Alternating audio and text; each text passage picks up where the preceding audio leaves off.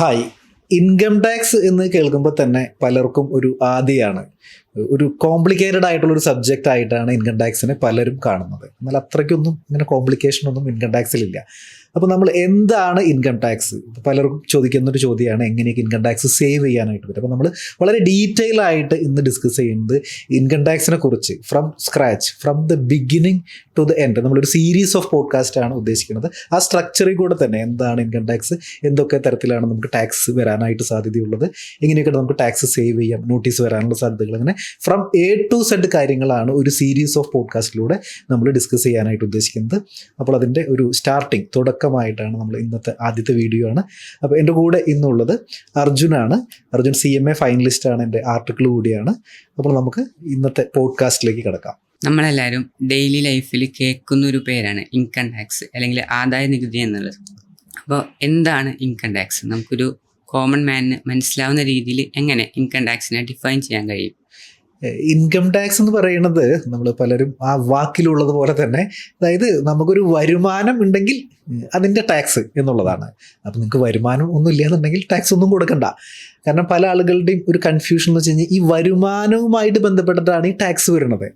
അപ്പം നമുക്ക് നടക്കുന്ന ഒരു ട്രാൻസാക്ഷൻ വരുമാനമല്ല എന്ന് വിചാരിക്കും. ഇപ്പോൾ ഉദാഹരണത്തിന് നമ്മൾ പലരും ചോദിക്കുന്നതാണ്, എൻ്റെ ഒരു സുഹൃത്ത് എനിക്ക് ഒരു 5 ലക്ഷം രൂപ കടം തന്നു, ഇതിന് ടാക്സ് വരുമോ എന്നൊക്കെ ചോദിക്കാറുണ്ട്. ഇതിന് ടാക്സ് വരില്ല. കാരണം വെച്ച് കഴിഞ്ഞാൽ ഇത് വരുമാനമല്ലല്ലോ, നമുക്ക് ഈ കടം കൊടുത്ത് കിട്ടിയ പൈസ നമ്മൾ തിരിച്ചു കൊടുക്കണം ഡെഫിനറ്റായിട്ട്. അതുപോലെ തന്നെ പലരും വേറെ തരത്തിൽ ചോദിക്കണം, എനിക്ക് GST രജിസ്ട്രേഷൻ ഉണ്ട്, ഞാൻ ഈ ഒരു പ്രൊഡക്റ്റ് വാങ്ങിച്ചപ്പോൾ GST ഒക്കെ എടുത്തിട്ടുണ്ട്, ഇനിയിപ്പോൾ ബിസിനസ് ചെയ്ത് കഴിഞ്ഞിട്ട് ഇനി ഞാൻ ഇൻകം ടാക്സ് അടയ്ക്കണോ? ഇതൊക്കെ എൻ്റെ കയ്യിൽ ഡിഫറൻ്റ് ആയിട്ടുള്ള കാര്യങ്ങളാണ്. GST എന്ന് പറഞ്ഞു കഴിഞ്ഞാൽ ഒരു സാധനമോ സേവനമോ വാങ്ങിക്കുമ്പോൾ നമ്മൾ കൊടുക്കുന്ന ടാക്സ് ആണ്. അവിടെ നമ്മുടെ വരുമാനമായിട്ട് യാതൊരു ബന്ധമൊന്നുമില്ല. പക്ഷേ ഇൻകം ടാക്സ് എന്ന് പറയുകയാണെന്നുണ്ടെങ്കിൽ ഇത് directly related to your income. നിങ്ങൾക്കൊരു വരുമാനമുണ്ട്, ആ വരുമാനം പ്രത്യേക സ്ലാബുകളിൽ കൂടുതലാണെന്നുണ്ടെങ്കിൽ ടാക്സ് അടയ്ക്കേണ്ടതായിട്ട് വരും. ഇനി വരുമാനമൊന്നും ഇല്ല എന്നുണ്ടെങ്കിൽ ടാക്സ് ഒന്നുമില്ല. ഇതാണ് വളരെ സിമ്പിൾ ആയിട്ടുള്ള ഇൻകം ടാക്സിൻ്റെ ഡെഫിനിഷൻ. അപ്പോൾ നമ്മൾ പറഞ്ഞു വരുമാനത്തിന് മുകളിലാണ് ഇൻകം ടാക്സ് അടയ്ക്കേണ്ടതെന്ന് പറഞ്ഞു. അപ്പോൾ നമ്മൾ ഏൺ ചെയ്യുന്ന എല്ലാ ഇൻകത്തിനും ഇൻകം ടാക്സ് അടയ്ക്കണം, അല്ലെങ്കിൽ ആരൊക്കെയാണ് ഇൻകം ടാക്സ് അടയ്ക്കാൻ ലയബിളായിട്ട് വരുന്നത്? നമ്മൾ ആരാണ് ശരിക്കും ഇൻകം ടാക്സ് അടയ്ക്കാൻ ലയബിളായിട്ട് വരുന്നതെന്ന് ചോദിച്ചു കഴിഞ്ഞാൽ, നമുക്കിവിടെ ഇന്ത്യയിൽ, അതായത് നമ്മൾ ഇന്ത്യയിലാണ് നമ്മുടെ ഇവിടെ ഇൻകം ടാക്സ് ഉള്ളത്. അപ്പോൾ ഇന്ത്യയിൽ അല്ലാന്നുണ്ടെങ്കിൽ ഇന്ത്യയിൽ റെസിഡൻ്റ് ആയിട്ടുള്ള ഒരാളുടെ വരുമാനം ഒരു പരിധി വെച്ചിട്ടുണ്ട്. ഇപ്പോൾ ഫോർ എക്സാമ്പിൾ 4 ലക്ഷം രൂപയെക്കാട്ടും കൂടുതൽ ഒരാൾക്ക് വരുമാനം ഉണ്ടെന്ന് കരുതും. അങ്ങനെയാണെന്നുണ്ടെങ്കിൽ അദ്ദേഹം ഇപ്പോഴത്തെ നിയമപ്രകാരം ഒരു ടാക്സ് ബ്രാക്കറ്റിൻ്റെ ഉള്ളിലേക്ക് വരുന്നു. അപ്പോൾ ഇദ്ദേഹം ടാക്സ് റിട്ടേൺ ഫയൽ ചെയ്യാനായിട്ട് ലയബിളാണ്, അദ്ദേഹം ടാക്സ് അടയ്ക്കേണ്ടതായിട്ടുണ്ട്. അപ്പോൾ ആരാണ് ടാക്സ് അടയ്ക്കേണ്ടത് എന്ന് ചോദിക്കുകയാണെന്നുണ്ടെങ്കിൽ, ഇവിടെ ഇന്ത്യയിലെ വരുമാനം ഒരു പ്രത്യേക ലിമിറ്റ് കഴിയുമ്പോൾ ഒരാൾ ടാക്സ് അടയ്ക്കാനായിട്ട് അല്ലെങ്കിൽ ഇൻകം ടാക്സ് റിട്ടേൺ ഫയൽ ചെയ്യാനായിട്ട് ലയബിളാണ്. ഇൻകം ടാക്സിൻ്റെ ലയബിലിറ്റിയെ കുറിച്ച് പറയുമ്പോൾ നമ്മൾ ഏറ്റവും പ്രധാനമായിട്ടും ഡിസ്കസ് ചെയ്യേണ്ട ഒരു ടേമാണ് റെസിഡൻഷ്യൽ സ്റ്റാറ്റസ് എന്നുള്ളത്. അപ്പോൾ എന്താണ് റെസിഡൻഷ്യൽ സ്റ്റാറ്റസ്? നമ്മൾ ഇൻകം ടാക്സ് വരുമ്പോൾ എപ്പോഴും ഈ റെസിഡൻഷ്യൽ സ്റ്റാറ്റസിന് ഭയങ്കര ഇമ്പോർട്ടൻ്റ് ആണ്. അതായത് ആൾ റെസിഡൻ്റ് ആണോ നോൺ റെസിഡൻ്റ് ആണോ എന്നൊക്കെ നമ്മളെപ്പോഴും ഇൻകം ടാക്സ് നിശ്ചയിക്കുന്ന കാര്യത്തിൽ, ഇൻകം ടാക്സ് കാൽക്കുലേറ്റ് ചെയ്യുന്ന കാര്യത്തിൽ വളരെ ഇമ്പോർട്ടൻ്റ് ആയിട്ടുള്ളൊരു സംഭവമാണത്. കാരണം എന്ന് വെച്ച് കഴിഞ്ഞാൽ ഒരാൾ റെസിഡൻ്റ് ആണ് എന്ന് വിചാരിക്കും. ഒരാൾ റെസിഡൻ്റ് ആണെന്നുണ്ടെങ്കിൽ അയാളുടെ ഗ്ലോബൽ ഇൻകം ടാക്സബിൾ ആവും എന്നർത്ഥം. എന്ന് പറഞ്ഞു കഴിഞ്ഞാൽ ഒരാൾ റെസിഡൻ്റ് ആണെന്നുണ്ടെങ്കിൽ അയാൾക്ക് ഇന്ത്യയിലുള്ള വരുമാനം, ഇനി വിദേശത്ത് എവിടെയെങ്കിലും വരുമാനം ഉണ്ടെന്നുണ്ടെങ്കിൽ ആ വരുമാനത്തിനു കൂടി അദ്ദേഹം എന്ത് ചെയ്യേണ്ടി വരും, ഇവിടെ ടാക്സ് കൊടുക്കേണ്ടതായിട്ട് വരും. ഇനി ഒരാൾ നോൺ റെസിഡൻ്റ് ആണെന്ന് കരുതും, ഇപ്പോൾ ഒരാൾ വിദേശത്താണ്, ഗൾഫിലോ അല്ലെങ്കിൽ അമേരിക്കയിലോ UK ഒക്കെയാണ്. അങ്ങനെയാണെന്നുണ്ടെങ്കിൽ ആൾ അവിടെയുള്ള വരുമാനത്തിനൊന്നും ടാക്സ് കൊടുക്കണ്ട. പക്ഷെ അവിടെ ഇന്ത്യയിൽ എന്തെങ്കിലും വരുമാനം ഉണ്ടെന്ന് വിചാരിക്കും. ഉദാഹരണത്തിന് അദ്ദേഹത്തിന് ഒരു ഹൗസ് പ്രോപ്പർട്ടി ഉണ്ട്, അപ്പോൾ ഇത് വാടകയ്ക്ക് കൊടുത്തേക്കാണ്, അപ്പോൾ അതിന് റെൻറ്റ് കിട്ടുന്നുണ്ടായിരിക്കുമല്ലോ. അല്ലാന്നുണ്ടെങ്കിൽ ഇപ്പോൾ അദ്ദേഹം ഷെയർ മാർക്കറ്റിൽ ഇൻവെസ്റ്റ് ചെയ്തിട്ടുണ്ട്, അപ്പോൾ അതിൽ ക്യാപിറ്റൽ ഗെയിൻ, അതായത് കുറച്ച് ഷെയർസ് വിറ്റിട്ട് നമുക്ക് ഗെയിൻസ് കിട്ടിയിട്ടുണ്ട്. അപ്പോൾ ആ വരുമാനം ഇന്ത്യയിലാണല്ലോ വന്നേക്കുന്നത്. അപ്പോൾ ഇന്ത്യയിലുള്ള ആ വരുമാനത്തിന് അദ്ദേഹം ടാക്സ് കൊടുക്കേണ്ടി വരും. അപ്പോൾ റെസിഡൻ്റ് ആണെന്നുണ്ടെങ്കിൽ ഒരു ഗ്ലോബൽ പെർസ്പെക്റ്റീവിൽ, അതായത് ആൾ എല്ലാ വരുമാനത്തിനും ടാക്സ് കൊടുക്കേണ്ടി വരും. ഇനി നോൺ റെസിഡൻ്റ് ആണെന്നുണ്ടെങ്കിൽ അദ്ദേഹത്തിന് ഇന്ത്യയിൽ ഉള്ള വരുമാനത്തിന് ടാക്സ് കൊടുക്കേണ്ടി വരും. ഇങ്ങനെയാണ് അതിൻ്റെ ഒരു വ്യത്യാസം വരുന്നത്. അപ്പോൾ ഈ റെസിഡൻഷ്യൽ സ്റ്റാറ്റസ് നമ്മൾ എങ്ങനെയാണ് ഡിറ്റർമൈൻ ചെയ്യണത്? അതായത് ആരാണ് റെസിഡൻറ്റ്, ആരാണ് നോൺ റെസിഡൻറ്റ്? വളരെ കോമൺ ആയിട്ട് നമ്മൾ എപ്പോഴും കേൾക്കുന്ന വാക്കാണ് ഈ റെസിഡന്റ് അല്ലെങ്കിൽ നോൺ റെസിഡന്റ് എന്ന് പറയുന്നത്. അപ്പോൾ നമ്മൾ സിമ്പിളായിട്ട് പറയുകയാണെന്നുണ്ടെങ്കിൽ ഡെഫിനേഷൻ കുറച്ച് ഇത്തിരി കോംപ്ലിക്കേറ്റഡ് ആയിട്ട് ലെങ്തിയുള്ള ഡെഫിനേഷനാണ്. നമ്മൾ സാധാരണക്കാർക്ക് മനസ്സിലാവണ വാക്കിൽ പറയുകയാണെന്നുണ്ടെങ്കിൽ ഒരാൾ ഇന്ത്യയിൽ 182 ദിവസത്തിലും കൂടുതൽ താമസിച്ചിട്ടുണ്ടെന്ന് വിചാരിക്കും ഒരു ഫിനാൻഷ്യൽ ഇയറിൽ കേട്ടോ. അത് കണ്ടിന്യൂസ് ആയിട്ട് താമസിക്കണം എന്നില്ല, പലപ്പോഴായിട്ട് ആയാലും ഒരു ഫിനാൻഷ്യൽ ഇയറിൽ 182 ദിവസം അതിൽ കൂടുതലോ താമസിച്ചിട്ടുണ്ടെന്നുണ്ടെങ്കിൽ അയാൾ ഇന്ത്യയിൽ റെസിഡൻ്റ് ആണ് എന്നർത്ഥം. അപ്പോൾ അയാൾ റെസിഡൻ്റ് ആണ്, അപ്പോൾ അയാളുടെ ഗ്ലോബൽ ഇൻകം ടാക്സബിൾ ആവും. ഇനി അല്ല എന്ന് വിചാരിക്കും, അതായത് ഒരാൾ ഇന്ത്യയിൽ 182 ദിവസമോ അതിൽ കൂടുതലോ ഇല്ല എന്നുണ്ടെങ്കിൽ ഡെഫിനറ്റ്ലി അയാൾ വേറെ ഒരു സ്ഥലത്ത് റെസിഡൻ്റ് ആയിരിക്കും. അപ്പോൾ അങ്ങനെയുള്ള ആളുകളെയാണ് സാധാരണ കേസിൽ നോൺ റെസിഡൻറ്റ് എന്ന് പറയുന്നത്. അതായത് വേറെ വിദേശത്തായിരിക്കും അദ്ദേഹം പലപ്പോഴായിട്ട് 182 ദിവസം അതിൽ കൂടുതലോ താമസിച്ചിട്ടുണ്ടായിരിക്കുന്നത്. അപ്പോൾ അദ്ദേഹം നോൺ റെസിഡൻ്റ് ആണ്. ഇതാണ് ഒരു സിമ്പിളായിട്ടുള്ള ഒരു ഡെഫിനിഷൻ പറയുന്നത്. ഇൻകം ടാക്സിൻ്റെ പോയിന്റ് ഓഫ് വ്യൂവിൽ നമുക്ക് ഒരു വ്യക്തിയുടെ വരുമാനത്തെ എങ്ങനെ ക്ലാസിഫൈ ചെയ്യാം? അതായത് എനിക്ക് തോന്നുന്നു അർജുൻ ചോദിച്ചത് ഏതൊക്കെ വരുമാനത്തിനാണ് നമുക്ക് ടാക്സ് അടയ്ക്കേണ്ടത് എന്ന്. നമ്മൾക്ക് ഇൻകം ടാക്സിൻ്റെ ആംഗിളിൽ ഏകദേശം ഒരു 5 ഹെഡ്സ് ഓഫ് ഇൻകം എന്ന് പറയുന്നത്. അതായത് ഒരാളുടെ വരുമാനത്തിന് 5 കാറ്റഗറീസ് ചെയ്തേക്കാണ്. ഒന്ന്, ഒരാൾക്ക് സാലറി ഉണ്ടെന്നുണ്ടെങ്കിൽ അതിന് ടാക്സ് വരും. ഇനി ഒരാൾക്ക് വാടക വരുമാനം ഉണ്ടെന്ന് വിചാരിക്കും, അങ്ങനെയാണെന്നുണ്ടെങ്കിൽ അതിനും അദ്ദേഹം ടാക്സ് കൊടുക്കേണ്ടതായിട്ട് വരും. ഇനി അതല്ല, ഒരു ബിസിനസ് അല്ലെങ്കിൽ ഒരു പ്രൊഫഷൻ അദ്ദേഹം കണ്ടക്ട് ചെയ്യുന്നുണ്ട്, അപ്പോൾ അങ്ങനെയാണെങ്കിൽ അതിൽ നിന്നൊരു വരുമാനം ഉണ്ടാവുമല്ലോ. ഒരു ബിസിനസ് ചെയ്യുന്ന ഒരാൾ അല്ലെങ്കിൽ ഒരാൾ ഡോക്ടറോ അല്ലെങ്കിൽ ഫ്രീലാൻസൊക്കെ ആയിട്ട് ചില ആളുകളൊക്കെ വർക്ക് ചെയ്യുന്നുണ്ടായിരിക്കുമല്ലോ. അപ്പോൾ അങ്ങനെയാണെന്നുണ്ടെങ്കിൽ ആ കിട്ടുന്ന വരുമാനത്തിൽ നിന്ന് എന്ത് ചെയ്യും, ടാക്സ് ചെയ്യേണ്ടതായിട്ട് വരും. ഇനി ക്യാപിറ്റൽ ഗെയിൻസ് എന്ന് പറഞ്ഞൊരു സംഭവമുണ്ട്. അതായത് ഇപ്പോൾ നമ്മളിപ്പോൾ സ്വർണ്ണത്തിനൊക്കെ ഭയങ്കര വിലയാണ്, അപ്പോൾ ഈ സ്വർണ്ണം വിറ്റ് 20 ലക്ഷം കിട്ടിയെന്ന് വിചാരിക്കും. അപ്പോൾ അങ്ങനെയാണെന്നുണ്ടെങ്കിൽ അതിലൊരു പ്രോഫിറ്റിൻ്റെ എലമെൻ്റ് ഉണ്ടല്ലോ. അതായത് നമ്മൾ വാങ്ങിച്ചേക്കണ ചിലപ്പോൾ 5 ലക്ഷം രൂപയ്ക്കായിരിക്കും, വിറ്റപ്പോൾ 20 ലക്ഷം കിട്ടിയിട്ടുണ്ട്. അപ്പോൾ 15 ലക്ഷം രൂപയുടെ ലാഭമാണ് അവിടെ. അല്ലെങ്കിൽ നമ്മൾ ഷെയർസ്, മ്യൂച്വൽ ഫണ്ട്സ് അല്ലെങ്കിൽ ഒരു പ്രോപ്പർട്ടി ഒക്കെ ഉണ്ടല്ലോ, നമ്മളിപ്പോൾ സ്ഥലം വിൽക്കുന്നു, അപ്പം നമുക്കതിൽ നിന്ന് പൈസ കിട്ടും. അപ്പോൾ അവിടെ ഒരു ലാഭം ഉണ്ടായിരിക്കും. അപ്പോൾ ആ ലാഭത്തിൻ്റെ എലമെൻറ്റിന് അതിനെയാണ് ഈ ക്യാപിറ്റൽ ഗെയിൻസ് എന്ന് പറയുന്നത്. അപ്പോൾ അങ്ങനെ ക്യാപിറ്റൽ ഗെയിൻസ് ഉണ്ടെന്നുണ്ടെങ്കിൽ അതിനും ടാക്സ് കൊടുക്കണം. ഇതൊന്നും അല്ല എന്നുണ്ടെങ്കിൽ ഒരു ഇൻകം ഫ്രം അതർ സോഴ്സ് എന്ന് പറയും. എന്ന് പറഞ്ഞു കഴിഞ്ഞാൽ മറ്റ് വരുമാനങ്ങൾ അല്ലെങ്കിൽ മറ്റ് മാർഗ്ഗങ്ങൾ എന്നർത്ഥം. അപ്പോൾ നമുക്കിപ്പോൾ ചിലപ്പോൾ ഇൻട്രസ്റ്റ് ഉണ്ടായിരിക്കും, ഡിവിഡൻഡ് ഉണ്ടായിരിക്കും, ഇപ്പോൾ റോയൽറ്റി ഉണ്ടായിരിക്കും, അപ്പോൾ അങ്ങനെയൊക്കെയുള്ള കാര്യങ്ങൾ. അല്ലെന്നുണ്ടെങ്കിൽ നമുക്കിപ്പോൾ ചിലപ്പോൾ വേറെ ഈ അഗ്രികൾച്ചർ ഇൻകം എന്നൊക്കെ പറയുന്നത് ഈ ഒരു ആംഗിളിലുള്ളതാണ്. പക്ഷേ അഗ്രികൾച്ചർ ഇൻകം ടാക്സബിൾ അല്ലെങ്കിൽ പോലും ചില സിറ്റുവേഷനിൽ അത് ടാക്സബിളൊക്കെ ആയിട്ട് വരാൻ സാധ്യതയുണ്ട്. അപ്പോൾ ഇങ്ങനെയുള്ള, അപ്പം നമ്മൾ ഈ 4 ഹെഡിൽ വരുന്നില്ല എന്നുണ്ടെങ്കിൽ പോലും ഈ 5ാമത്തെ അതർ ഹെഡ്സ് ഉണ്ടല്ലോ, അതിൻ്റെ ഉള്ളിൽ മറ്റു വരുമാനങ്ങൾ എല്ലാം പെടും. അപ്പോൾ ഇങ്ങനെ സ്ട്രക്ചറലി പറയുകയാണെന്നുണ്ടെങ്കിൽ ഈ 5 ഹെഡ്സ് ഓഫ് ഇൻകത്തിലാണ് ഈ 5 വരുമാന സോഴ്സുകൾ ഉണ്ടെന്നുണ്ടെങ്കിൽ അദ്ദേഹം ഇതിനൊക്കെ ടാക്സ് കൊടുക്കേണ്ടതായിട്ട് വരും. ഇപ്പോൾ ഇൻകം ടാക്സ് ഒക്കെ ഫയൽ ചെയ്യുന്ന ആൾക്കാർക്ക് ഏറ്റവും അധികം ഇഷ്ടപ്പെട്ട ഒരു ഏരിയയാണ് ചാപ്റ്റർ 6A ഡിഡക്ഷൻസ് എന്ന് പറയുന്നത്. അപ്പോൾ എന്താണ് ഈ ചാപ്റ്റർ 6A ഡിഡക്ഷൻസ്?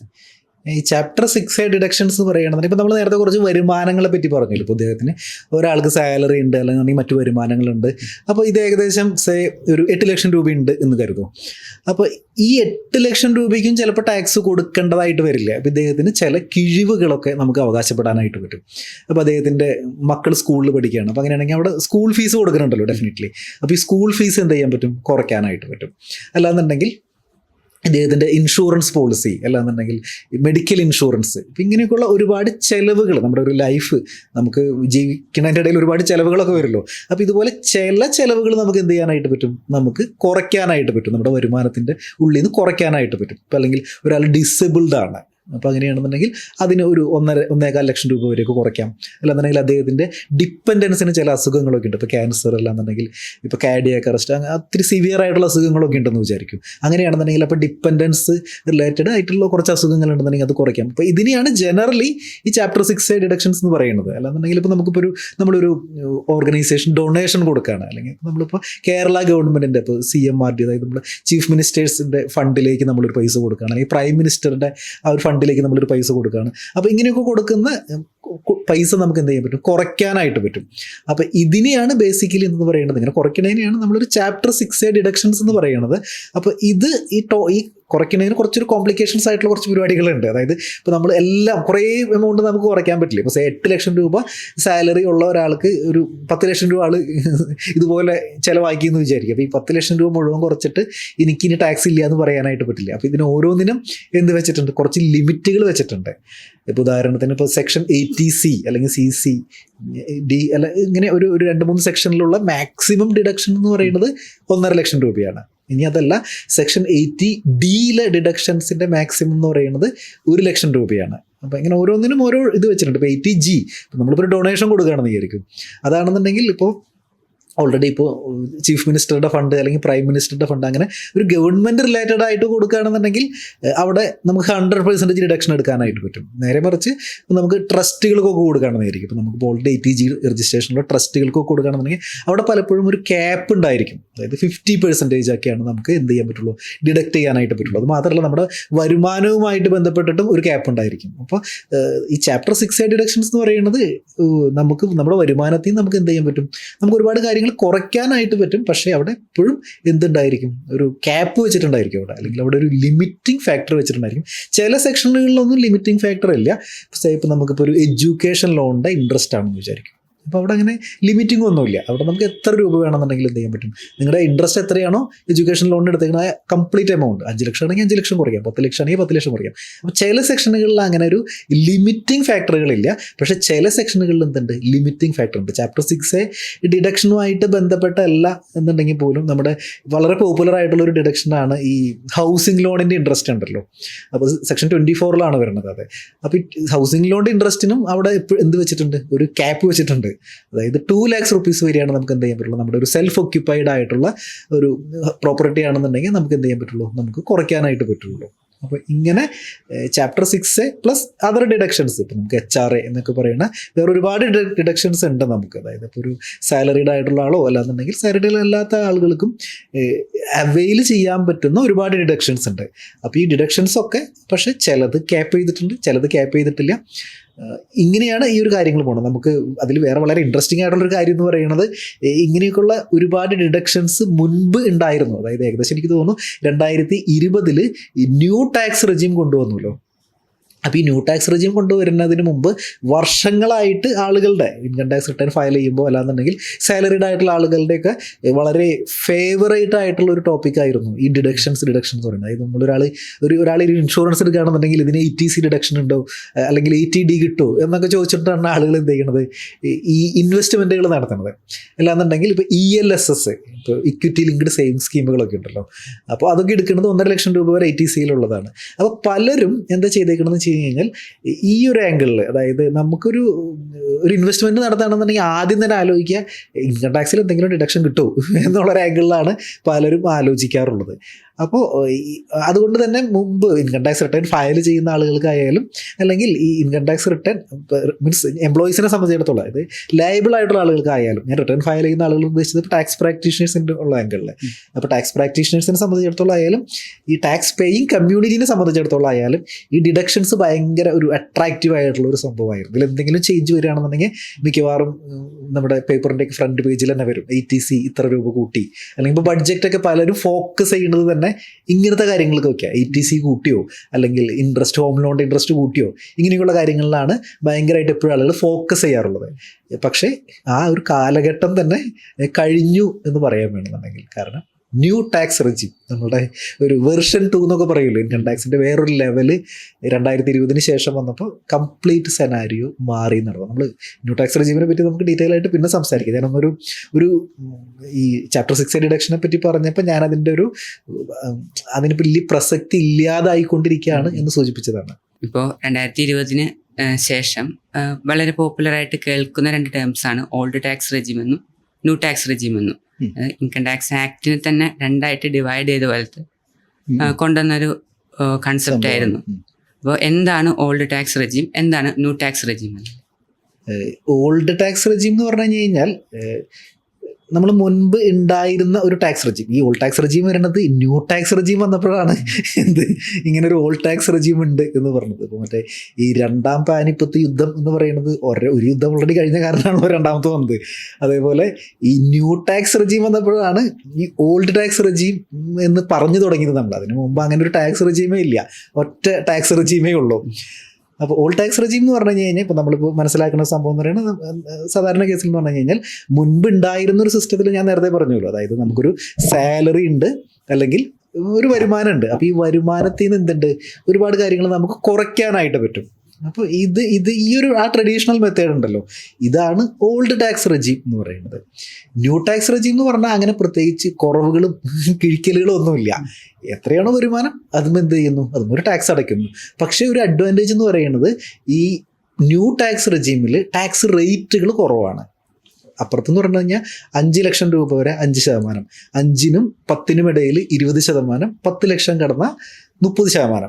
അപ്പോൾ ടാക്സ് കുറച്ച് കൂടുതലാണെന്നർത്ഥം പഴയ ടാക്സ് റെജീം ഓപ്റ്റ് ചെയ്യുകയാണെന്നുണ്ടെങ്കിൽ. ന്യൂ ടാക്സ് റെജീം അങ്ങനെയല്ല. ന്യൂ ടാക്സ് റെജീം ഭയങ്കര ലിബറലാണ്, അതായത് വളരെ കുറവാണ് ടാക്സ്. ഇപ്പോൾ 12 ലക്ഷം അല്ലെങ്കിൽ 15 ലക്ഷം ആയാൽ പോലും വലിയ ടാക്സ് ഒന്നും വരുന്നില്ല. പക്ഷേ അവിടെ എന്തില്ല, അവിടെ നമുക്ക് ഡിഡക്ഷൻസ് ഒന്നും പറ്റുമൊന്നുമില്ല. ഒരു ഡിഡക്ഷനും ഓൾമോസ്റ്റ് ഡിഡക്ഷൻസ് ഒന്നും കിട്ടില്ല എന്നർത്ഥം. സ്റ്റാൻഡേർഡ് ഡിഡക്ഷൻ കിട്ടും, 75,000 വരെയുള്ള സ്റ്റാൻഡേർഡ് ഡിഡക്ഷൻ സാലറീഡ് ആയിട്ടുള്ള ആളുകൾക്ക് കിട്ടും. അതർ ദാൻ ദാറ്റ് പ്രത്യേകിച്ച് ഒരു ഡിഡക്ഷൻ നമ്മൾ നേരത്തെ പറഞ്ഞ ചാപ്റ്റർ 6 അതൊന്നും അവിടെ അടുപ്പിക്കില്ല എന്നർത്ഥം. ഒന്നും അവിടെ എടുക്കാനായിട്ട് പറ്റില്ല. പക്ഷേ എന്ത് കുറവാണ്, ടാക്സ് റേറ്റ് കുറവാണെന്നർത്ഥം. ഇനി നമ്മൾ വേറൊരു തരത്തിൽ ആലോചിക്കുകയാണെന്നുണ്ടെങ്കിൽ, അതായത് എന്തുകൊണ്ടാണ് ഇങ്ങനെ ഗവൺമെൻറ് ഇങ്ങനെ ചിന്തിച്ചത് എന്ന് നമ്മൾ ആലോചിക്കുകയാണെന്നുണ്ടെങ്കിൽ അതിൻ്റെ പിന്നിൽ വളരെ ഇൻട്രസ്റ്റിംഗ് ആയിട്ടുള്ളൊരു സംഭവമുണ്ട്. അതായത് ഈ ഓൾഡ് ടാക്സ് റെജീം ഉണ്ടല്ലോ, ഈ ഓൾഡ് ടാക്സ് റെജീം ഗവൺമെൻറ്റിന് അഡ്മിനിസ്റ്റർ ചെയ്യാനായിട്ട് ഭയങ്കര ബുദ്ധിമുട്ടാണ്. എന്ന് പറഞ്ഞു കഴിഞ്ഞാൽ ഇപ്പോൾ ഫോർ എക്സാമ്പിൾ ഒരാൾക്ക് 10 ലക്ഷം രൂപ വരെ വരുമാനമുണ്ട്. അപ്പോൾ നമുക്ക് ഒരുപാട് ഇങ്ങനെ ഡിഡക്ഷൻസ് ഉണ്ടല്ലോ, ഇങ്ങനെ വരിയായിട്ട് ഇങ്ങനെ കിടക്കുകയാണ്.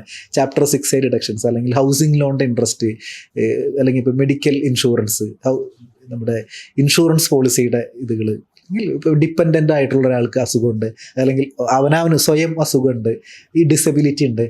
അപ്പോൾ ആളുകൾ എന്താ ചെയ്യണമെന്ന് വെച്ച് കഴിഞ്ഞാൽ ഇല്ലാത്ത ക്ലെയിമുകളുണ്ടല്ലോ. അതായത് ഒരാൾക്ക് ഒരു കുഴപ്പമില്ലാത്ത ആൾ ഫിസിക്കലി ഡിസേബിൾഡ് ആണ്, ഇനി വീട്ടുകാർക്ക് ഡിസബിലിറ്റി ഉണ്ട്, അല്ലാന്നുണ്ടെങ്കിൽ ഇൻഷുറൻസ്, അതായത് ഇല്ലാത്ത ക്ലെയിമുകൾ എടുത്തെടുത്ത് എന്ത് ചെയ്യുന്നു, ഇങ്ങനെ വലിയ ഒരു ഡിഡക്ഷൻ എടുത്തിട്ട് ആളുകൾ ടാക്സ് അടയ്ക്കാതെ പോവാണ്. അല്ലെങ്കിൽ ഓൾറെഡി എന്തെങ്കിലും TDS ഒക്കെ പിടിച്ചിട്ടുണ്ടെന്നുണ്ടെങ്കിൽ അതൊക്കെ റീഫണ്ട് വാങ്ങിച്ചു കൊണ്ടുപോവാണ്.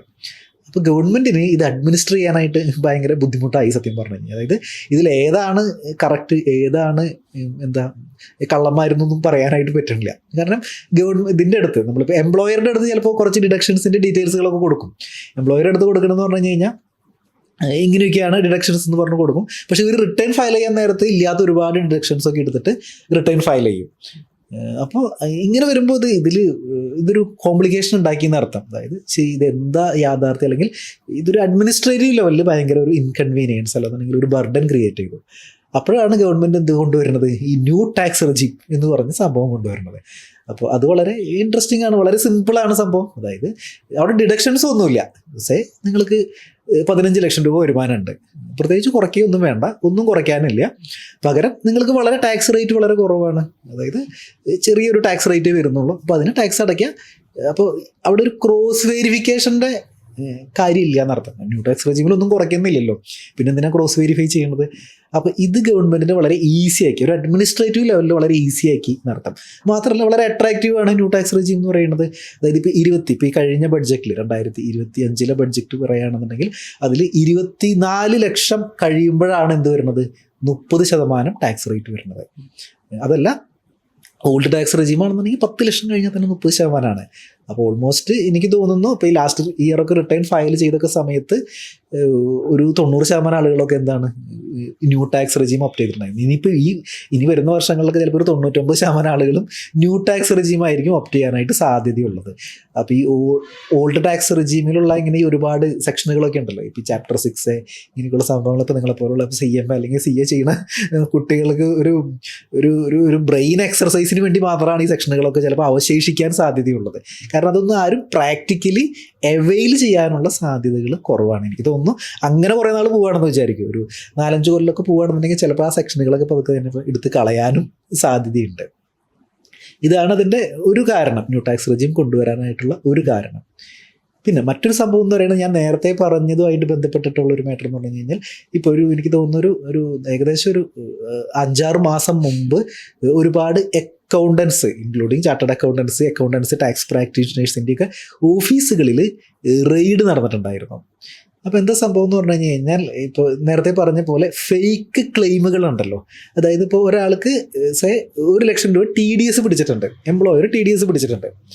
അപ്പോൾ ഈ TDS ഇവരില്ലാത്ത ക്ലെയിമുകളൊക്കെ വെച്ചിട്ട് എന്ത് ചെയ്യുന്നു, ഇങ്ങനെയുള്ള ഒരു ടാക്സ് കൺസൾട്ടൻസുകൾ അല്ലെങ്കിൽ ടാക്സ് പ്രാക്ടീഷണേഴ്സ് ഈവൻ ചില ചാർട്ടേഡ് അക്കൗണ്ട്സുകളൊക്കെ ഇങ്ങനെയുള്ള ഫോൾസ് ക്ലെയിമുകൾ വെച്ചിട്ട് എന്ത് ചെയ്തു, ഇങ്ങനെ റീഫണ്ടുകൾ കൊടുത്തു തുടങ്ങി. അപ്പോൾ അതുപോലെ ഉള്ള ഒരുപാട് ഓഫീസുകളിൽ സംശയം തോന്നിയിട്ടുള്ള ഒരുപാട് ഓഫീസുകളിൽ ഇൻകം ടാക്സിൻ്റെ ഭാഗത്തു നിന്ന് അന്വേഷണങ്ങളൊക്കെ ഉണ്ടായി. എന്നിട്ട് അവർ ഫയൽ ചെയ്തിട്ടുള്ള റിട്ടേണുകൾ കംപ്ലീറ്റ് സ്ക്രൂട്ടിനിക്ക് എടുത്തിട്ട് എന്ത് ചെയ്തു, ഒരു എൻക്വയറി നടത്തിയിട്ട് ആ രേഖകളുണ്ടല്ലോ, അതായത് ഇപ്പോൾ അവർ ചോദിക്കുകയാണ്, എംപ്ലോയർ അടുത്ത് പറയുന്നു ഒരു ഡിഡക്ഷനും ഇല്ല, പ്രത്യേകിച്ച് ഹൗസിംഗ് ലോണൊന്നും ഇല്ല, പക്ഷേ റിട്ടേൺ ഫയൽ ചെയ്യുമ്പോൾ 2 ലക്ഷം രൂപ ഡിഡക്ഷൻ ഹൗസിംഗ് ലോൺ ഉണ്ട്. അപ്പോൾ അങ്ങനെയാണെങ്കിൽ ഹൗസിംഗ് ലോണിൻ്റെ ഡീറ്റെയിൽസ് തരൂ എന്നാണ് ചോദിക്കുന്നത്. അപ്പോൾ ഇങ്ങനെ ചോദിച്ചപ്പോൾ ഇവരുടെ കയ്യിലൊന്നും പ്രത്യേകിച്ച് ഒന്നുമില്ല. അപ്പോൾ അവരവിടെയൊക്കെ അപ്ഡേറ്റഡ് റിട്ടേൺ ഫയൽ ചെയ്യാനായിട്ട് പറഞ്ഞേക്കാണ്. ഞാനത് പറയാൻ കാരണം ഇപ്പോൾ നമ്മുടെ ഓഫീസായിട്ട് തന്നെ 1-2 ആൾക്കാർ കണക്ട് ചെയ്തിട്ടുണ്ടായിരുന്നു ഇതുപോലെ ടാക്സ് അടയ്ക്കണം എന്ന് പറഞ്ഞിട്ട്. അതായത് 3-4 ലക്ഷം രൂപയ്ക്ക് റീഫണ്ട് കിട്ടിയിരുന്നു, പക്ഷേ ഇപ്പോൾ അപ്ഡേറ്റഡ് റിട്ടേൺ ഫയൽ ചെയ്യാനായിട്ട് പോകുമ്പോൾ 12 ലക്ഷം രൂപ അടയ്ക്കണം, 15 ലക്ഷം രൂപ അടയ്ക്കണം എന്നൊക്കെ പറഞ്ഞിട്ടാണ് വന്നേക്കുന്നത്. അപ്പോൾ ഇപ്പം ഇങ്ങനെയൊക്കെയുള്ള കുറച്ച്, ഞാൻ നേരത്തെ പറഞ്ഞ പോലെ ഇങ്ങനെയൊക്കെയുള്ള ഒരു അഡ്മിനിസ്ട്രേറ്റീവ് ഇൻകൺവീനിയൻസ് ഉണ്ടല്ലോ. അതായത് ഗവൺമെന്റിനെ സംബന്ധിച്ചിടത്തോളം ആയാലും അന്ന് കിട്ടേണ്ട ടാക്സ് ആയിരുന്നു, 3-4 കൊല്ലം മുമ്പ് കിട്ടുന്ന ടാക്സ് ആയിരുന്നു. അത് വീണ്ടും വലിയൊരു കസരത്തൊക്കെ നടത്തിയിട്ടാണ് എന്ത് ചെയ്യുന്നത്, ഒരു എൻക്വയറി നടത്തി അതിൻ്റെ പിന്നാലെ. അപ്പോൾ കുറേ സമയം അവിടെ പോകല്ലേ, ഓഫീസേഴ്സിൻ്റെ സമയം പോകുന്നു, കുറേ അഡ്മിനിസ്ട്രേറ്റീവ് ബർഡൻ അവിടെ വരുന്നു. അപ്പോൾ ഇപ്പുറത്തെ സൈഡിൽ ന്യൂ ടാക്സ് റിജീമാണ് എല്ലാവരും ഓപ്റ്റ് ചെയ്യണമെന്നുണ്ടെങ്കിൽ വേറെ ഒരു പ്രശ്നവുമില്ല, വളരെ കാഷ്വലായിട്ട് എന്ത് ചെയ്യാൻ പറ്റും, ആ സിസ്റ്റം റൺ ചെയ്യുന്നതാണ്. അപ്പോൾ അതാണ് ഒരു ന്യൂ ടാക്സ് റിജീം കൊണ്ടുവരാനുള്ള ഒരു ഇൻറ്റൻഷൻ ഓഫ് ദ ഗവൺമെൻറ്, അതായിരുന്നു. ഇപ്പോൾ 12 ലക്ഷം വരെ ടാക്സ് വരുന്നില്ല എന്ന് പറഞ്ഞു. എന്നാൽ പലർക്കും അറിയാത്തൊരു കാര്യം എന്ന് വെച്ചിട്ടുണ്ടെങ്കിൽ എങ്ങനെയാണ് ഈ 12 ലക്ഷം വരെ എക്സംപ്റ്റഡ് ആവുന്നത് എന്നുള്ളതാണ്. പലരും വിചാരിച്ചിരിക്കുന്നത് അതൊരു ബേസിക് എക്സംപ്ഷൻ ലിമിറ്റ് ആണ് എന്നുള്ളതാണ്. അപ്പോൾ അവിടെയാണ് നമ്മൾ റിബേറ്റ് എന്താണെന്നുള്ളത് മനസ്സിലാക്കേണ്ടത്. അപ്പോൾ എന്താണ് റിബേറ്റ് എന്ന് പറയുന്നത്? ശരിക്കും ഇപ്പം നമ്മളിപ്പോൾ ലാസ്റ്റ് ബഡ്ജറ്റിൽ പറഞ്ഞേക്കണം എന്ന് പറഞ്ഞു കഴിഞ്ഞാൽ, ഇപ്പോൾ പല ന്യൂസ് പേപ്പറിൻ്റെ ഫ്രണ്ട് പേജിൽ വന്നാണ് 12 ലക്ഷം രൂപ വരെ ടാക്സ് ഇല്ല എന്ന് പറഞ്ഞിട്ട്. അപ്പോൾ പലരും വിചാരിക്കുന്നത് ഇതിൻ്റെ ബേസിക് എക്സംഷൻ എന്ന് പറഞ്ഞിട്ട് ഇൻകം ടാക്സിൽ ഒരു ലിമിറ്റ് ഉണ്ട്. അപ്പോൾ ഈ ബേസിക് എക്സംഷൻ ലിമിറ്റ്, അതായത് 12 ലക്ഷം രൂപയാക്കിയിട്ട് വർദ്ധിപ്പിച്ചു എന്നൊക്കെയാണ് പലരും വിചാരിച്ചത്. ആക്ച്വലി അങ്ങനെയല്ല സംഭവം. അതായത് ശരിക്ക് റിട്ടേൺ ഫയൽ ചെയ്യാത്ത ഒരു ലിമിറ്റ് എന്ന് പറയുന്നത് 4 ലക്ഷം രൂപയാണ്. 4 ലക്ഷം രൂപയെക്കാട്ടും കൂടുതലാണെന്നുണ്ടെങ്കിൽ എന്ത് ചെയ്യണം, ഒരാൾ ഇൻകം ടാക്സ് റിട്ടേൺ ഫയൽ ചെയ്യണം. പക്ഷേ അദ്ദേഹത്തിൻ്റെ ടോട്ടൽ ഇൻകം, അദ്ദേഹത്തിൻ്റെ വരുമാനം അല്ലെങ്കിൽ ഇൻകം എന്ന് പറയുന്നത് 12 ലക്ഷം രൂപയെക്കാട്ടും കുറവാണ് എന്ന് വിചാരിക്കും, 12 അതിൽ കുറവാണെന്ന് വിചാരിക്കും. അങ്ങനെയാണെന്നുണ്ടെങ്കിൽ അദ്ദേഹത്തിന് വരുന്ന ടാക്സ് ലയബിലിറ്റി, ഇപ്പോൾ ഫോർ എക്സാമ്പിൾ 40,000 രൂപയാണ് അദ്ദേഹത്തിൻ്റെ ടാക്സ് ലയബിലിറ്റി എന്ന് വിചാരിക്കും. വരുമാനം 12 ലക്ഷം രൂപയെക്കാട്ടും താഴെയാണെന്നുണ്ടെങ്കിൽ ഈ 40,000 രൂപ ടാക്സ് ആൾ അടയ്ക്കേണ്ട, അതൊരു ഡിസ്കൗണ്ട് ആയിട്ട് കൊടുക്കുന്നു. അത് സെക്ഷൻ 87A ആ ഒരു റിബേറ്റ് എന്നാണ് പറയുക, റിബേറ്റിനെ പറ്റി പറയുന്നത്. അപ്പോൾ 12 ലക്ഷം രൂപയെക്കാട്ടും താഴെയാണ് നിങ്ങളുടെ വരുമാനം എന്നുണ്ടെന്നുണ്ടെങ്കിൽ എന്ത് ചെയ്യണ്ട, നിങ്ങൾക്ക് ടാക്സ് ഉണ്ട്, പക്ഷേ ടാക്സ് എന്ത് ചെയ്യണ്ട, അടയ്ക്കേണ്ട, അതൊരു ഡിസ്കൗണ്ട് ആയിട്ട് തരുന്നു. ഇതാണ് ആക്ച്വലി സംഭവിക്കുന്നത്. അല്ലാതെ 12 ലക്ഷം രൂപ വരെ ടാക്സ് ഇല്ല എന്നോ ഇൻകം ടാക്സ് റിട്ടേൺ ഫയൽ ചെയ്യേണ്ട എന്നോ അല്ല അതിൻ്റെ അർത്ഥം. ടാക്സ് ഉണ്ട്, ആ ടാക്സ് നിങ്ങൾ റിട്ടേൺ ഫയൽ ചെയ്തുകൊണ്ട് ആ ഡിസ്കൗണ്ട് വാങ്ങിക്കുക, റിട്ടേൺ ഫയൽ ചെയ്യുക, ടാക്സ് അടയ്ക്കേണ്ട, എങ്ങനെയാണ് വരുന്നത്. ഇപ്പോൾ ഒരു എക്സാമ്പിൾ പറയുകയാണെങ്കിൽ ഒരാൾക്ക് ഒരു 5 ലക്ഷം രൂപ സാലറി ഇൻകം ഉണ്ട്, പിന്നെ വേറെ ആൾ ഷെയർ ട്രേഡിങ്ങും കാര്യങ്ങളൊക്കെ ചെയ്യുന്ന ഒരാളാണ്. അപ്പോൾ അതിൽ നിന്നൊരു 5 ലക്ഷം രൂപ ക്യാപിറ്റൽ ഗെയിൻ ഉണ്ട്. അപ്പോൾ ആള് ടാക്സ് ഒന്നും അടയ്ക്കേണ്ടി വരില്ലേ? ഇത് പലരുടെയും ഒരു സംശയമാണ്. അതായത് നമ്മൾ നേരത്തെ പറഞ്ഞു വെച്ചു 12 ലക്ഷം രൂപ വരെ ടാക്സ് ഒന്നും ഇല്ല എന്ന് പറഞ്ഞു വെച്ചു. പക്ഷേ ഈ 12 ലക്ഷം രൂപയെക്കാട്ടും താഴെയുള്ള ഒരു ലിമിറ്റ് വരുന്നത് നമ്മുടെ സാധാരണ വരുമാനത്തിനാണ്. സാധാരണ വരുമാനം എന്ന് ഞാൻ പറഞ്ഞാൽ ഈ സ്പെഷ്യൽ റേറ്റിൽ വരുന്ന ചില ഐറ്റംസ് ഉണ്ട്. ഇപ്പോൾ ക്യാപിറ്റൽ ഗെയിൻ, ഇപ്പോൾ നമ്മളിപ്പോൾ ഈ ഷെയർസൊക്കെ ട്രേഡ് ചെയ്യുമ്പോൾ അല്ലാന്നുണ്ടെങ്കിൽ ക്യാപിറ്റൽ ലോങ് ടൈം ക്യാപിറ്റൽ ഗെയിനോ അല്ലെങ്കിൽ ഷോർട്ട് ടൈം ക്യാപിറ്റൽ ഗെയിനോ, ഇങ്ങനെ അതായത് ഷെയർ മാർക്കറ്റിൽ നിന്ന് കിട്ടുന്ന ലാഭം, അല്ലാന്നുണ്ടെങ്കിൽ നമ്മൾ ഒരു സ്ഥലം വിറ്റ് കിട്ടുന്ന ലാഭം, നമ്മൾ മുമ്പ് ക്യാപിറ്റൽ ഗെയിൻ എന്താണെന്ന് പറഞ്ഞല്ലോ. അപ്പോൾ ഈ ക്യാപിറ്റൽ ഗെയിനിന് ഒരു സ്പെഷ്യൽ റേറ്റ് ആണ്, 12% അല്ലെങ്കിൽ 20%, ഇങ്ങനെ ഒരു സ്പെഷ്യൽ റേറ്റാണ്. അപ്പോൾ ഈ സ്പെഷ്യൽ റേറ്റിൽ വരുന്ന ഐറ്റംസ് നമ്മുടെ വരുമാനമായിട്ടുണ്ട് എന്ന് വിചാരിക്കും. ഉദാഹരണത്തിന് ഇപ്പോൾ നേരത്തെ പറഞ്ഞ പോലെ ഈ 5 ലക്ഷം രൂപ സാലറിയാണ്, 5 ലക്ഷം രൂപ ക്യാപിറ്റൽ ഗെയിനാണ്. അപ്പോൾ ഈ സ്പെഷ്യൽ റേറ്റിൽ വരുന്ന ഐറ്റത്തിന് എന്ത് കിട്ടില്ല, ഈ റിബേറ്റ് കിട്ടില്ല എന്നർത്ഥം. അപ്പോൾ അതിൻ്റെ ടാക്സ് എന്ത് ചെയ്യേണ്ടി വരും, ആളടയ്ക്കേണ്ടി വരും.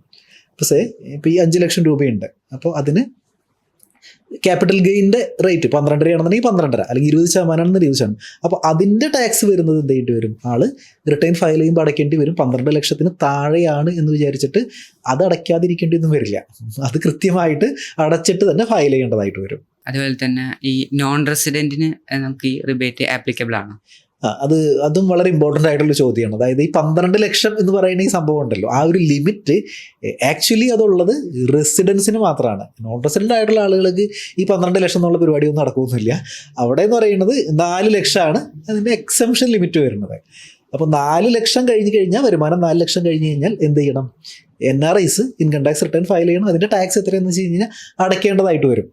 ഇനി അടുത്ത ഇൻട്രസ്റ്റിംഗ് ആയിട്ടുള്ള കാര്യം എന്ന് പറയുന്നത്, ക്യാപിറ്റൽ ഗെയിൻ ഉണ്ടെന്ന് വിചാരിക്കും അവിടെ. അങ്ങനെയാണെന്നുണ്ടെങ്കിൽ ഈ 4 ലക്ഷം പോലും കിട്ടില്ല. അപ്പോൾ ഉദാഹരണത്തിന് ഒരു NRI ആണ്, അദ്ദേഹത്തിന് 1 ലക്ഷം രൂപ ഷോർട്ട് ടൈം ക്യാപിറ്റൽ ഗെയിൻ ഉണ്ടെന്ന് വിചാരിക്കും. അദ്ദേഹം ഷെയറുകളൊക്കെ വിറ്റു 1 ലക്ഷം രൂപ ഷോർട്ട് ടൈം ക്യാപിറ്റൽ ഗെയിൻ കിട്ടി. അപ്പോൾ അങ്ങനത്തെ കേസിൽ 20% ടാക്സ് റേറ്റ്. അപ്പോൾ നമ്മൾ നേരത്തെ പറഞ്ഞ 4 ലക്ഷത്തിലേക്കോട്ട് താഴെയാണ്. 1 ലക്ഷം രൂപയാണ് ആകെ ഉള്ള വരുമാനം എന്ന് പറയുന്നത്. അത് ഷോർട്ട് ടൈം ക്യാപിറ്റൽ ഗെയിനാണ്, ഷെയർസിൽ നിന്ന് കിട്ടിയിരിക്കുന്നതാണ്.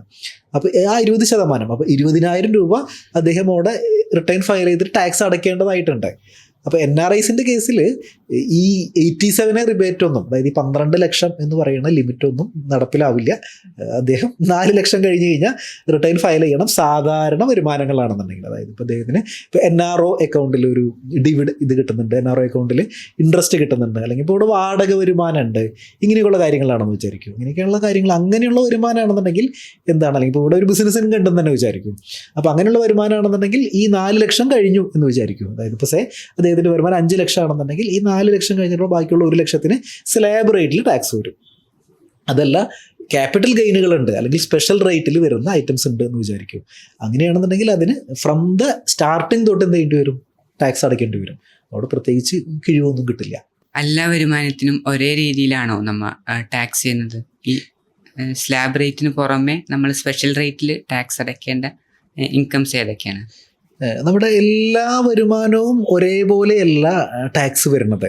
ഇപ്പം നമ്മൾ നേരത്തെ 5 ഹെഡ്സ് ഓഫ് ഇൻകത്തിനൊക്കെ പറ്റി പറഞ്ഞില്ല. ഇപ്പോൾ സാലറി അല്ലാന്നുണ്ടെങ്കിൽ ഇപ്പോൾ നമുക്ക് ബിസിനസ് ഇൻകം ഉണ്ട്, ഇങ്ങനെ പലതരത്തിലുള്ള വരുമാനങ്ങളുണ്ട്. ഈ എല്ലാ വരുമാനവും സ്ലാബ് റേറ്റിലല്ല നമുക്ക് ടാക്സ് വരുന്നത്. ചില വരുമാനങ്ങൾ ഒരു പർട്ടിക്കുലർ റേറ്റ് ഉണ്ട്, ഒരു ഫ്ലാറ്റ് റേറ്റ് എന്ന് പറയും. അത് എത്ര ഉണ്ടെന്നുണ്ടെങ്കിൽ പോലും ആ ഫ്ലാറ്റ് റേറ്റ് അപ്ലിക്കബിൾ ആവുള്ളൂ. അതായത് അങ്ങനെയുള്ള വരുമാനങ്ങൾ എന്ന് പറയുമ്പോൾ, ഇപ്പോൾ ഫോർ എക്സാമ്പിൾ ഇപ്പോൾ നമുക്ക് ക്യാപിറ്റൽ ഗെയിൻസ് ഉണ്ടല്ലോ, നമ്മൾ നേരത്തെ പറഞ്ഞപ്പോൾ നമ്മളിപ്പോൾ ഒരാൾ ഒരു ഷെയർസ് വിറ്റു, ഒരു മോർ ദാൻ 1 ഇയർ ഹോൾഡ് ചെയ്തിട്ടുള്ള ഷെയർസ് വിറ്റു എന്ന് വിചാരിക്കും.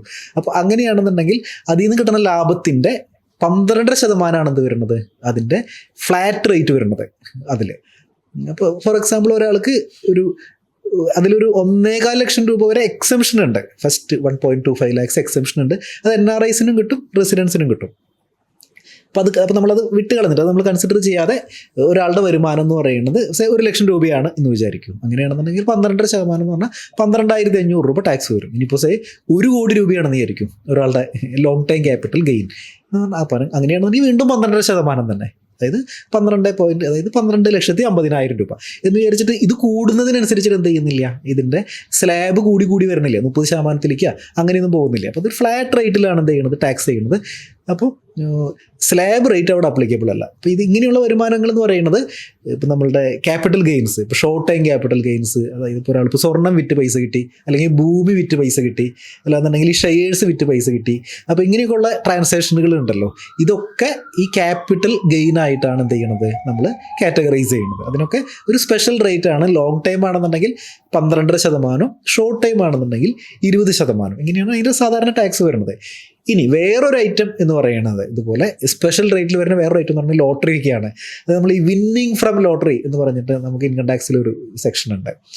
അപ്പോൾ അതെന്ന് പറയുന്നത്, നമ്മൾ ലോട്ടറി അടിക്കണമെന്ന് തന്നെ നിർബന്ധമൊന്നുമില്ല കേട്ടോ. അപ്പോൾ നമ്മളിപ്പോൾ ഈ TV-ലൊക്കെ ഒരുപാട് ഗെയിംസ്, ഓൺലൈൻ ഗെയിംസുകളൊക്കെ ഇല്ലേ, അല്ലെന്നുണ്ടെങ്കിൽ ഇപ്പോൾ TV-യിൽ നമ്മൾ ഈ റിയാലിറ്റി ഷോ എന്നൊക്കെ പറഞ്ഞിട്ടൊക്കെയുള്ള പരിപാടികളൊക്കെ ഉണ്ടല്ലോ. അപ്പോൾ അങ്ങനത്തെയൊക്കെയുള്ള ഷോകളിലൊക്കെ, അല്ലാന്നുണ്ടെങ്കിൽ ഇപ്പോൾ നമുക്കിപ്പോൾ അങ്ങനെയൊക്കെയുള്ള പ്രോഗ്രാമുകൾ, TV പ്രോഗ്രാമുകൾ, അല്ലെങ്കിൽ ഓൺലൈൻ ഗെയിംസുകൾ, അല്ലാന്നുണ്ടെങ്കിൽ ഇപ്പോൾ ലോട്ടറി, നമ്മുടെ ഇപ്പോൾ കേരള ലോട്ടറി വളരെ പോപ്പുലർ ആയിട്ടുള്ള സംഭവമാണ്. നമുക്ക് 25 കോടിയുടെ ഓണം ബമ്പർ കിട്ടിക്കഴിഞ്ഞ് കഴിഞ്ഞാൽ സാധാരണ 12.5 കോടിയൊക്കെയാണ് നമുക്ക് പൈസ കിട്ടുക. അതായത് പകുതി പൈസ കിട്ടുള്ളൂ എന്നർത്ഥം. അപ്പോൾ ഇതിൻ്റെ ബാക്കി, ഇതിൻ്റെ ഒരു മേജർ പോർഷനും ടാക്സ് ആയിട്ടാണ് പോകുന്നത്. അപ്പോൾ അവിടെയൊക്കെ എന്താണ്, ഈ വിന്നിങ് ഫ്രം ലോട്ടറി എന്ന് പറയുമ്പോൾ അതൊക്കെ ഫ്ലാറ്റ് റേറ്റിലാണ് എന്ത് ചെയ്യുന്നത്, ടാക്സ് ചെയ്യുന്നത്. അപ്പോൾ സാധാരണ ലോട്ടറിനെ സംബന്ധിച്ചിടത്തോളം 30% കേട്ടോ അതിൻ്റെ ടാക്സ് റേറ്റ് വരുന്നത്. നമ്മൾ ക്യാപിറ്റൽ ഗെയിൻ ആണെന്നുണ്ടെങ്കിൽ 12.5, 20. അപ്പോൾ ലോട്ടറി അങ്ങനത്തെ പരിപാടികളൊക്കെ ആണെന്നുണ്ടെങ്കിൽ 30% ടാക്സ്. അപ്പോൾ ഒരാൾക്ക് 1 കോടി ഈ ലോട്ടറി അടിച്ചാൽ ഫ്ലാറ്റായിട്ട് 30% ടാക്സ് വരും. പ്ലസ് സർചാർജ് സെസ് എന്ന് പറഞ്ഞിട്ട് വേറെ 1-2 ആൾക്കാരും കൂടി വേറെ കൂടെ വരും. അപ്പോൾ ഇങ്ങനെയൊക്കെയുള്ള വരുമാനങ്ങളുണ്ടല്ലോ, അതായത് നമുക്ക് ഇപ്പോൾ ലോട്ടറി വരുമാനം, അല്ലാന്നുണ്ടെങ്കിൽ ഇപ്പോൾ ഓൺലൈൻ ഗെയിംസിൽ നിന്നുള്ള വരുമാനം, അല്ലെങ്കിൽ ഇപ്പോൾ ഹോഴ്സ് റേസിൽ നിന്നൊക്കെയുള്ള വരുമാനം, ഇങ്ങനെയൊക്കെയുള്ള ചില ഐറ്റംസുകൾ പ്ലസ് ക്യാപിറ്റൽ ഗെയിൻസ്, അപ്പോൾ ഇതൊക്കെ ഒരു ഫ്ലാറ്റ് റേറ്റിലായിരിക്കും വരിക. പിന്നെ NRI ആയിട്ട് ബന്ധപ്പെട്ടിട്ട് ചില ഐറ്റംസുകൾ ഫ്ലാറ്റ് റേറ്റ് ആയിരിക്കും വരിക. ഇപ്പോൾ NRIസിന് ഡിവിഡൻഡ് കിട്ടുന്നുണ്ടെന്ന് വിചാരിക്കും.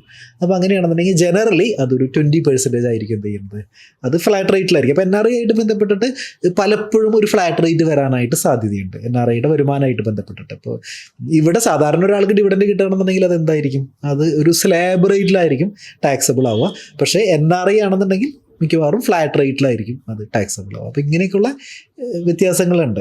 ഇതാണ് ഒരു സ്ലാബ് റേറ്റ് ഫ്ലാറ്റ് റേറ്റ് എന്ന് പറയുന്നതിൻ്റെ ഒരു വ്യത്യാസം എന്ന് പറയുന്നത്. നമ്മളിപ്പോൾ old tax regime, new tax regime പറഞ്ഞു. അപ്പോൾ നമുക്ക് എങ്ങനെയാണ് ന്യൂയിൽ നിന്ന് ഓൾഡിലേക്ക് സ്വിച്ച് ചെയ്യാൻ കഴിയുന്നത്? അതിനെന്തെങ്കിലും പ്രൊസീജിയേഴ്സും കാര്യങ്ങളും ഉണ്ടോ? നമുക്ക് നമ്മൾ നേരത്തെ പറഞ്ഞു ന്യൂ ടാക്സ് റെജീം ഉണ്ട്, അല്ലെങ്കിൽ ഓൾഡ് ടാക്സ് റെജീം ഉണ്ട്. അപ്പോൾ മോസ്റ്റ്ലി ന്യൂ ടാക്സ് റെജീം ആയിരിക്കും ആളുകൾക്ക് ബെനിഫിഷ്യൽ ആയിട്ടുള്ളത്. എന്നിരുന്നാൽ പോലും ചില കേസിൽ ചിലപ്പോൾ ഓൾഡ് ടാക്സ് റെജീം ആയിരിക്കും ബെനിഫിഷ്യൽ എന്ന് വിചാരിക്കും. അങ്ങനെയാണെന്നുണ്ടെങ്കിൽ ഇദ്ദേഹത്തിന് എന്ത് ചെയ്യാൻ പറ്റും, ഇപ്പോൾ ന്യൂ ടാക്സ് റെജീമിൽ നിന്ന് ഓൾഡ് ടാക്സ് റെജീമിലേക്ക് സ്വിച്ച് ചെയ്യാനായിട്ട് പറ്റും, അല്ലെങ്കിൽ ഓൾഡ് ടാക്സ് റെജീം ഒപ്റ്റ് ചെയ്യാനായിട്ട് പറ്റും. അത് വളരെ ഈസിലി സംഭവിക്കുന്നതാണ്, അല്ലാതെ അതിന് പ്രത്യേകിച്ച് അങ്ങനെ വലിയ റെസ്ട്രിക്ഷനൊന്നുമില്ല, പ്രൊവൈഡഡ് ഒരാൾക്ക് ബിസിനസ് ഇൻകം ഇല്ല എന്ന് കരുതൂ. അതായത് ITR 1 അല്ലെങ്കിൽ ITR 2 എന്ന് പറയും. അതായത് ഇപ്പോൾ ഒരാൾക്ക് സാലറീഡ് ആയിട്ടുള്ള ഒരാളാണ്, അല്ലെങ്കിൽ ഇൻകം ഫ്രം അതർ സോഴ്സ്, പലിശ വരുമാനം മാത്രമുള്ള ആളാണ്, അല്ലാന്നുണ്ടെങ്കിൽ നമ്മൾ ക്യാപിറ്റൽ ഗെയിൻ അല്ലെങ്കിൽ അങ്ങനെയൊക്കെയുള്ള വരുമാനങ്ങളൊക്കെ ഉള്ള ആളാണ്, ബിസിനസ് ഇൻകം ഇല്ലാത്ത ഒരാളാണെന്ന് വിചാരിക്കും. അങ്ങനെയുള്ള ആളുകൾക്ക് ഇത് സ്വിച്ച് ചെയ്യാനായിട്ട് പ്രത്യേകിച്ച് റെസ്ട്രിക്ഷനൊന്നുമില്ല.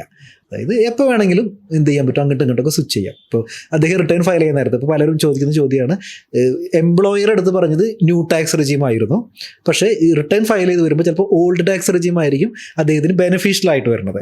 അപ്പോൾ എന്തെങ്കിലും എടുക്കാനായിട്ട് പറ്റുമോ എന്നൊക്കെയുള്ള ചോദ്യം പലപ്പോഴും ചോദിക്കാറുള്ളതാണ്. അപ്പോൾ വളരെ ഫ്രീലി എന്ത് ചെയ്യാനായിട്ട് പറ്റും, അത് ഒപ്റ്റ് ചെയ്യാനായിട്ട് പറ്റും. അങ്ങനെ പ്രത്യേകിച്ച് റെസ്ട്രിക്ഷനൊന്നുമില്ല, പ്രൊവൈഡഡ് ബിസിനസ് ഇൻകം ഇല്ല എന്നുണ്ടെങ്കിൽ. ഇനി ബിസിനസ് ഇൻകം ഉണ്ട് എന്ന് വിചാരിക്കൂ. ബിസിനസ് ഇൻകം ഉണ്ടെന്നുണ്ടെങ്കിൽ കുറച്ച് കോംപ്ലിക്കേറ്റഡ് ആണ് കാര്യങ്ങൾ. അതായത് ഒരാൾക്ക് ബിസിനസ് ഇൻകം ഉണ്ട്, അപ്പോൾ അദ്ദേഹം ന്യൂ ടാക്സ് റെജീമാണ്. ഇപ്പോൾ എന്ന് പറഞ്ഞു കഴിഞ്ഞാൽ ഈ കഴിഞ്ഞ 1-2 ഫിനാൻഷ്യൽ ഇയർ ആയിട്ട് നമുക്ക് ന്യൂ ടാക്സ് റെജീമാണ് ഡിഫോൾട്ട് റെജീം എന്ന് പറയുന്നത്. അതായത് നമ്മൾ ഡ്യൂ ഡേറ്റ് കഴിഞ്ഞ് കഴിഞ്ഞാൽ നമുക്ക് എന്താ ചെയ്യാൻ പറ്റുള്ളൂ, ന്യൂ ടാക്സ് റെജീമിൽ ഫയൽ ചെയ്യാൻ പറ്റുള്ളൂ, ഓൾഡ് ടാക്സ് റെജീമിൽ പോയിട്ട് ഫയൽ ചെയ്യാൻ പറ്റില്ല. അപ്പോൾ ഡിഫോൾട്ട് റെജീം എന്ന് പറയുന്നത് ന്യൂ ടാക്സ് റെജീമാണ്. അപ്പോൾ ഈ ന്യൂ ടാക്സ് റെജീമിലാണ് ഒരു ബിസിനസ് ഉള്ള ഒരാൾ ബൈ ഡിഫോൾട്ട് എന്താണ് ന്യൂ ടാക്സ് റെജീമാണ് ഇദ്ദേഹം ഫയൽ ചെയ്യുന്നത്. പക്ഷേ ഇദ്ദേഹത്തിന് കുറേ ഡിഡക്ഷനൊക്കെ ഉണ്ട്. ഇതൊക്കെ എടുത്തു വരുമ്പോൾ എന്താണ്, ഓൾഡ് ടാക്സ് റെജീമാണ് ബെനിഫിഷ്യൽ ആയിട്ടുള്ളത്. അപ്പോൾ അങ്ങനെയാണെന്നുണ്ടെങ്കിൽ എന്ത് ചെയ്യാൻ പറ്റും, അദ്ദേഹത്തിന് ഒരു ഫോം നമ്പർ 10IEA എന്നുള്ളത് ഫയൽ ചെയ്തിട്ട് എന്ത് ചെയ്യാൻ പറ്റും, നമുക്ക് ഈ ഓൾഡ് ടാക്സ് റെജീമിലേക്ക് എന്ത് ചെയ്യാൻ പറ്റും, സ്വിച്ച് ചെയ്യാനായിട്ട് പറ്റും. അപ്പോൾ പക്ഷെ അവിടെ വേറൊരു റെസ്ട്രിക്ഷൻ ഉള്ളതെന്ന് പറയുന്നത്, നമ്മൾ ന്യൂ ടാക്സ് റെജീമിലായിരുന്നു, നമ്മൾ ഫോം ഫയൽ ചെയ്തു, എങ്ങോട്ട് ഷിഫ്റ്റ് ചെയ്തു, ഓൾഡിലേക്ക് ഷിഫ്റ്റ് ചെയ്തു. ഇനി വേണമെങ്കിൽ അദ്ദേഹത്തിന് എന്ത് ചെയ്യാൻ പറ്റും, അടുത്ത വർഷങ്ങളിലൊക്കെ ഇങ്ങനെ ഓൾഡ് തന്നെ കണ്ടിന്യൂ ചെയ്യാം. പക്ഷേ ഒരു കുറച്ച് വർഷങ്ങളൊക്കെ കഴിഞ്ഞ് പോയപ്പോൾ, ചിലപ്പോൾ 1-2 വർഷമൊക്കെ കഴിയുമ്പോൾ ഇദ്ദേഹം നോക്കുമ്പോൾ ന്യൂ ടാക്സ് റെജീമാണ് ഇനി എന്ത് ചെയ്യണത്, ബെനിഫിഷ്യൽ ആയിട്ടുള്ളത്. അപ്പോൾ എന്ത് ചെയ്യാൻ പറ്റും, ഇപ്പോൾ വേണമെന്നുണ്ടെങ്കിൽ തിരിച്ചിങ്ങോട്ട് വരാം, വീണ്ടും ഒരു പ്രാവശ്യം കൂടി വീണ്ടും ഈ ഫോം നമ്പർ 10IE ഫയൽ ചെയ്തിട്ട് നമുക്ക് തിരിച്ചിങ്ങോട്ട് വരാം. പക്ഷേ പിന്നീട് ഒരിക്കലും എന്ത് ചെയ്യാൻ പറ്റില്ല, പഴയ ടാക്സ് റെജീമിലേക്ക് പോകാനായിട്ട് പറ്റില്ല, പ്രൊവൈഡഡ് ഇദ്ദേഹത്തിന് ബിസിനസ് ഇൻകം ഉള്ളിടത്തോളം കാലം. അപ്പോൾ ഈ ബിസിനസ് ഇൻകം ഉള്ള ആളുകൾക്ക് മാത്രമാണ് എന്ത് ചെയ്യുള്ളത്, ഇങ്ങനെയുള്ള ചില ഒരു റെസ്ട്രിക്ഷനുകളൊക്കെ കൊണ്ടുവന്നേക്കുന്നത്. അല്ലാത്ത കേസിൽ ഒരാൾ സാലറീഡ് ആണ്, അല്ലെങ്കിൽ ക്യാപിറ്റൽ ഗെയിൻ ഉണ്ട്, ഇങ്ങനെയൊക്കെയാണെന്നുണ്ടെങ്കിൽ പ്രത്യേകിച്ച് റെസ്ട്രിക്ഷനൊന്നുമില്ല. ഇദ്ദേഹത്തിന് ഫയൽ ചെയ്യാൻ നേരത്ത് ന്യൂ ആണോ ബെറ്റർ എന്ന് വെച്ച് കഴിഞ്ഞാൽ ന്യൂ ഓൾഡ് ആണെന്നുണ്ടെങ്കിൽ ഓൾഡ്, എപ്പോൾ വേണമെങ്കിലും എന്ത് ചെയ്യാൻ പറ്റും, സ്വിച്ച് ചെയ്യാൻ പറ്റും.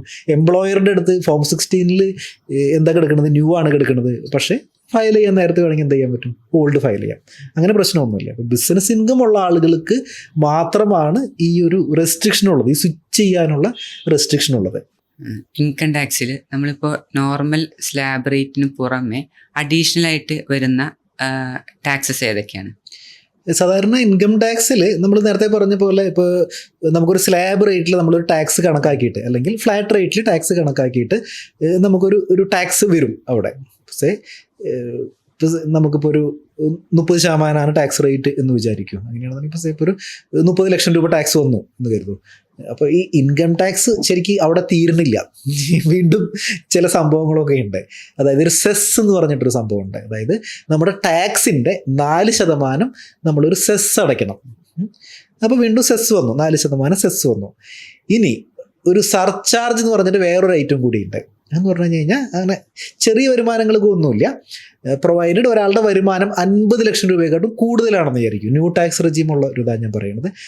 50 ലക്ഷം രൂപയെക്കാട്ടും കൂടുതലാണെന്നുണ്ടെങ്കിൽ അവിടെ വേറൊരു സർചാർജ് കൂടി വരും. അതായത് 10% സർചാർജ് വരും. ഈ സർചാർജ് എന്ന് പറയുന്നത് ഒരാളുടെ വരുമാനം 50 ലക്ഷം രൂപയെക്കാട്ടും കൂടുതലാണെന്ന് വിചാരിക്കും. അങ്ങനെയാണെന്നുണ്ടെങ്കിൽ 10% അവിടെ സർചാർജ് വരും. അതായത് ടാക്സിന് പുറമെ ടാക്സിൻ്റെ 10% കൂടി എന്തായിട്ട് വരും, സർചാർജ് അടയ്ക്കേണ്ടതായിട്ട് വരും. അപ്പോൾ 50 ലക്ഷം തൊട്ട് 1 കോടി വരെ 10% സർചാർജ് വരും. ഇനി 1 കോടി കടന്നു എന്ന് വിചാരിക്കും അദ്ദേഹത്തിൻ്റെ വരുമാനം. അങ്ങനെയാണെന്നുണ്ടെങ്കിൽ 15% എന്ത് വരും, വീണ്ടും സർചാർജ് വരും. ഇനി 2 കോടിയെക്കാട്ടും കൂടുതലാണ് ഒരാളുടെ വരുമാനം എന്ന് വിചാരിക്കും.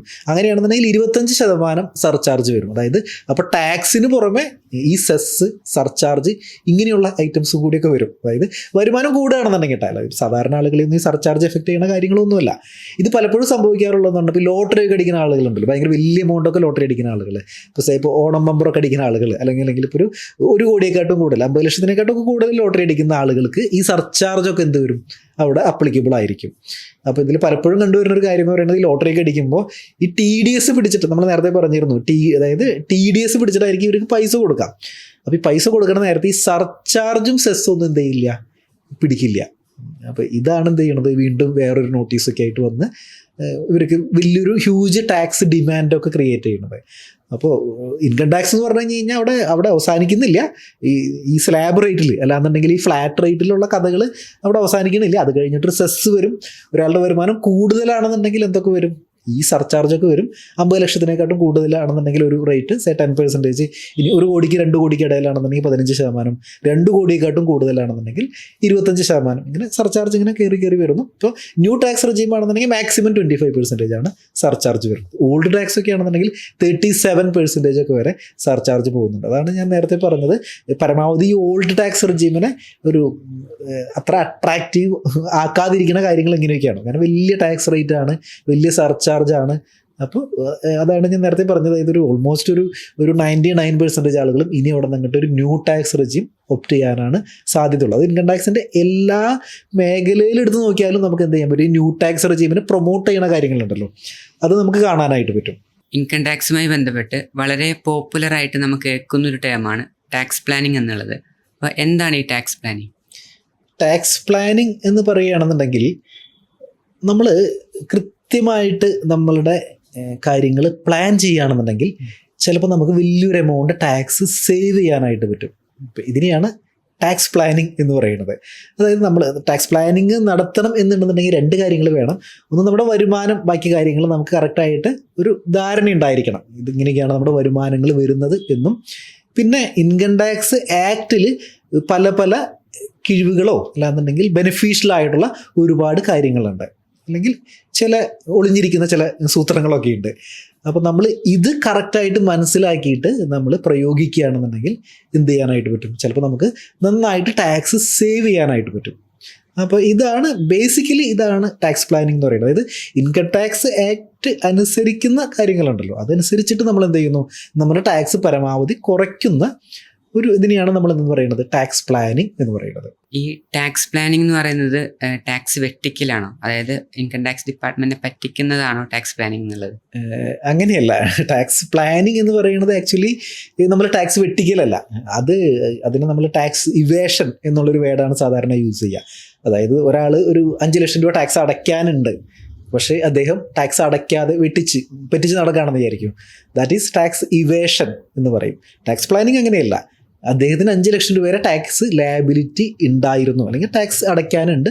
പക്ഷേ ഇൻകം ടാക്സ് ആക്ട് പ്രകാരം തന്നെ ചില ഡിഡക്ഷൻസോ ഇളവുകളോ എടുത്തിട്ട് ഇദ്ദേഹം എന്ത് ചെയ്യുന്നു, ഇദ്ദേഹത്തിന് ടാക്സ് ലയബിലിറ്റി നില്ലാക്കിയിട്ട് മാറ്റുന്നു. അതായത് 5 ലക്ഷം രൂപ ലയബിലിറ്റി ഉണ്ടായിരുന്നു, പക്ഷേ ചില ഇളവുകളും ഡിഡക്ഷൻസും എടുക്കുന്നു. ഇപ്പോൾ അദ്ദേഹത്തിൻ്റെ ലയബിലിറ്റി എത്രയാണ്? 0 ആണ്. ഫോർ എക്സാമ്പിൾ ഇപ്പോൾ ഞാൻ പറയുകയാണെന്നുണ്ടെങ്കിൽ, ഇപ്പോൾ നമ്മൾ ഒരാളൊരു സ്ഥലം വിറ്റു എന്ന് കരുതും. അപ്പോൾ ഇദ്ദേഹത്തിന് ക്യാപിറ്റൽ ഗെയിൻ വന്നു, 10 ലക്ഷം രൂപ ക്യാപിറ്റൽ ഗെയിൻ വന്നു. അപ്പോൾ ക്യാപിറ്റൽ ഗെയിൻ വരുമ്പോൾ സാധാരണ കേസിൽ 12.5% ആണെന്നുണ്ടെങ്കിൽ 1.25 ലക്ഷം രൂപയുടെ അടുത്ത് ഇദ്ദേഹം ടാക്സ് അടയ്ക്കണം. അപ്പോൾ ഇദ്ദേഹം മറ്റൊരു ഹൗസ് പ്രോപ്പർട്ടിയിൽ ഇൻവെസ്റ്റ് ചെയ്താൽ എന്ത് പറ്റും? ടാക്സ് ഒന്നും അടയ്ക്കണ്ട. അപ്പോൾ ഇതൊരു ടാക്സ് പ്ലാനിങ് ആണ് ഈ സംഭവം. നേരെ മറിച്ച് 10 ലക്ഷം രൂപ ക്യാപിറ്റൽ ഗെയിൻ കിട്ടി, 1.25 ലക്ഷം രൂപ അടയ്ക്കാനുണ്ട്, ഇതൊന്നും അടയ്ക്കാതെ റിട്ടേൺ ഒന്നും ഫയൽ ചെയ്യാതെ വെട്ടിച്ച് നടക്കുന്നത് ടാക്സ് ഇവേഷനാണ്. അത് ടാക്സ് പ്ലാനിങ് അല്ല. അപ്പോൾ ടാക്സ് പ്ലാനിങ്ങും ടാക്സ് ഇവേഷനും ഡിഫറെൻ്റ് ആണ്, എൻ്റയർലി ഡിഫറെൻ്റ് ആണ്. ഒന്ന് വളരെ പോസിറ്റീവ് ആയിട്ടുള്ള ഒരു കാര്യമാണ്, മറ്റൊരു നെഗറ്റീവ് ആയിട്ടുള്ള ഒരു കാര്യമാണ്. അപ്പോൾ നോർമലി ആൾ റിട്ടേൺ ഫയൽ ചെയ്യുക അടുത്ത വർഷം ജൂണൊക്കെ ആകുമ്പോഴേക്കായിരിക്കും. അപ്പോൾ ആ റിട്ടേൺ ഫയൽ ചെയ്യുന്ന സമയത്ത് എൻ്റയർലി എമൗണ്ട് അടച്ചാൽ മതിയാവും. ആക്ച്വലി അങ്ങനെയല്ല ശരിക്കും വരുന്നത്. പലരുടെയും വിചാരം അങ്ങനെയാണ്. ഇപ്പോൾ ഒരു ടാക്സ് ലയബിലിറ്റി വരുന്നുണ്ട്, ഈ റിട്ടേൺ ഫയൽ ചെയ്യണ നേരത്തെ ടാക്സ് അടച്ചാൽ മതിയോ എന്നുള്ളതാണ്. അങ്ങനെയല്ല. അങ്ങനെ അടയ്ക്കുമ്പോൾ എന്താ പ്രശ്നം എന്ന് വെച്ച് കഴിഞ്ഞ് കഴിഞ്ഞാൽ ചിലപ്പോൾ ടാക്സിൻ്റെ കൂടെ വേറെ കുറച്ച് പൈസയും കൂടി അടയ്ക്കേണ്ടതായിട്ട് വരും, ഇൻട്രസ്റ്റ് കൂടി അടയ്ക്കേണ്ടതായിട്ട് വരും അദ്ദേഹം.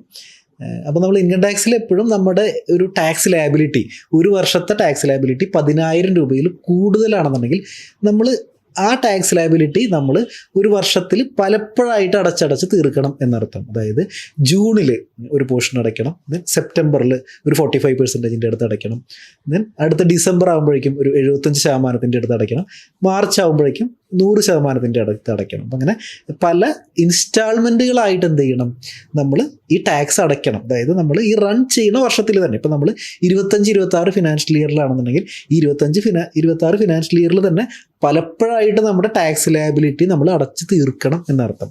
അപ്പോൾ റിട്ടേൺ ഫയൽ ചെയ്യാൻ നേരത്ത് എന്തുണ്ടാവില്ല, ടാക്സ് ഒന്നും അടയ്ക്കേണ്ട, ജസ്റ്റ് റിട്ടേൺ ഫയൽ ചെയ്യാം. ഇങ്ങനെയാണ് ഉദ്ദേശിക്കുന്നത്.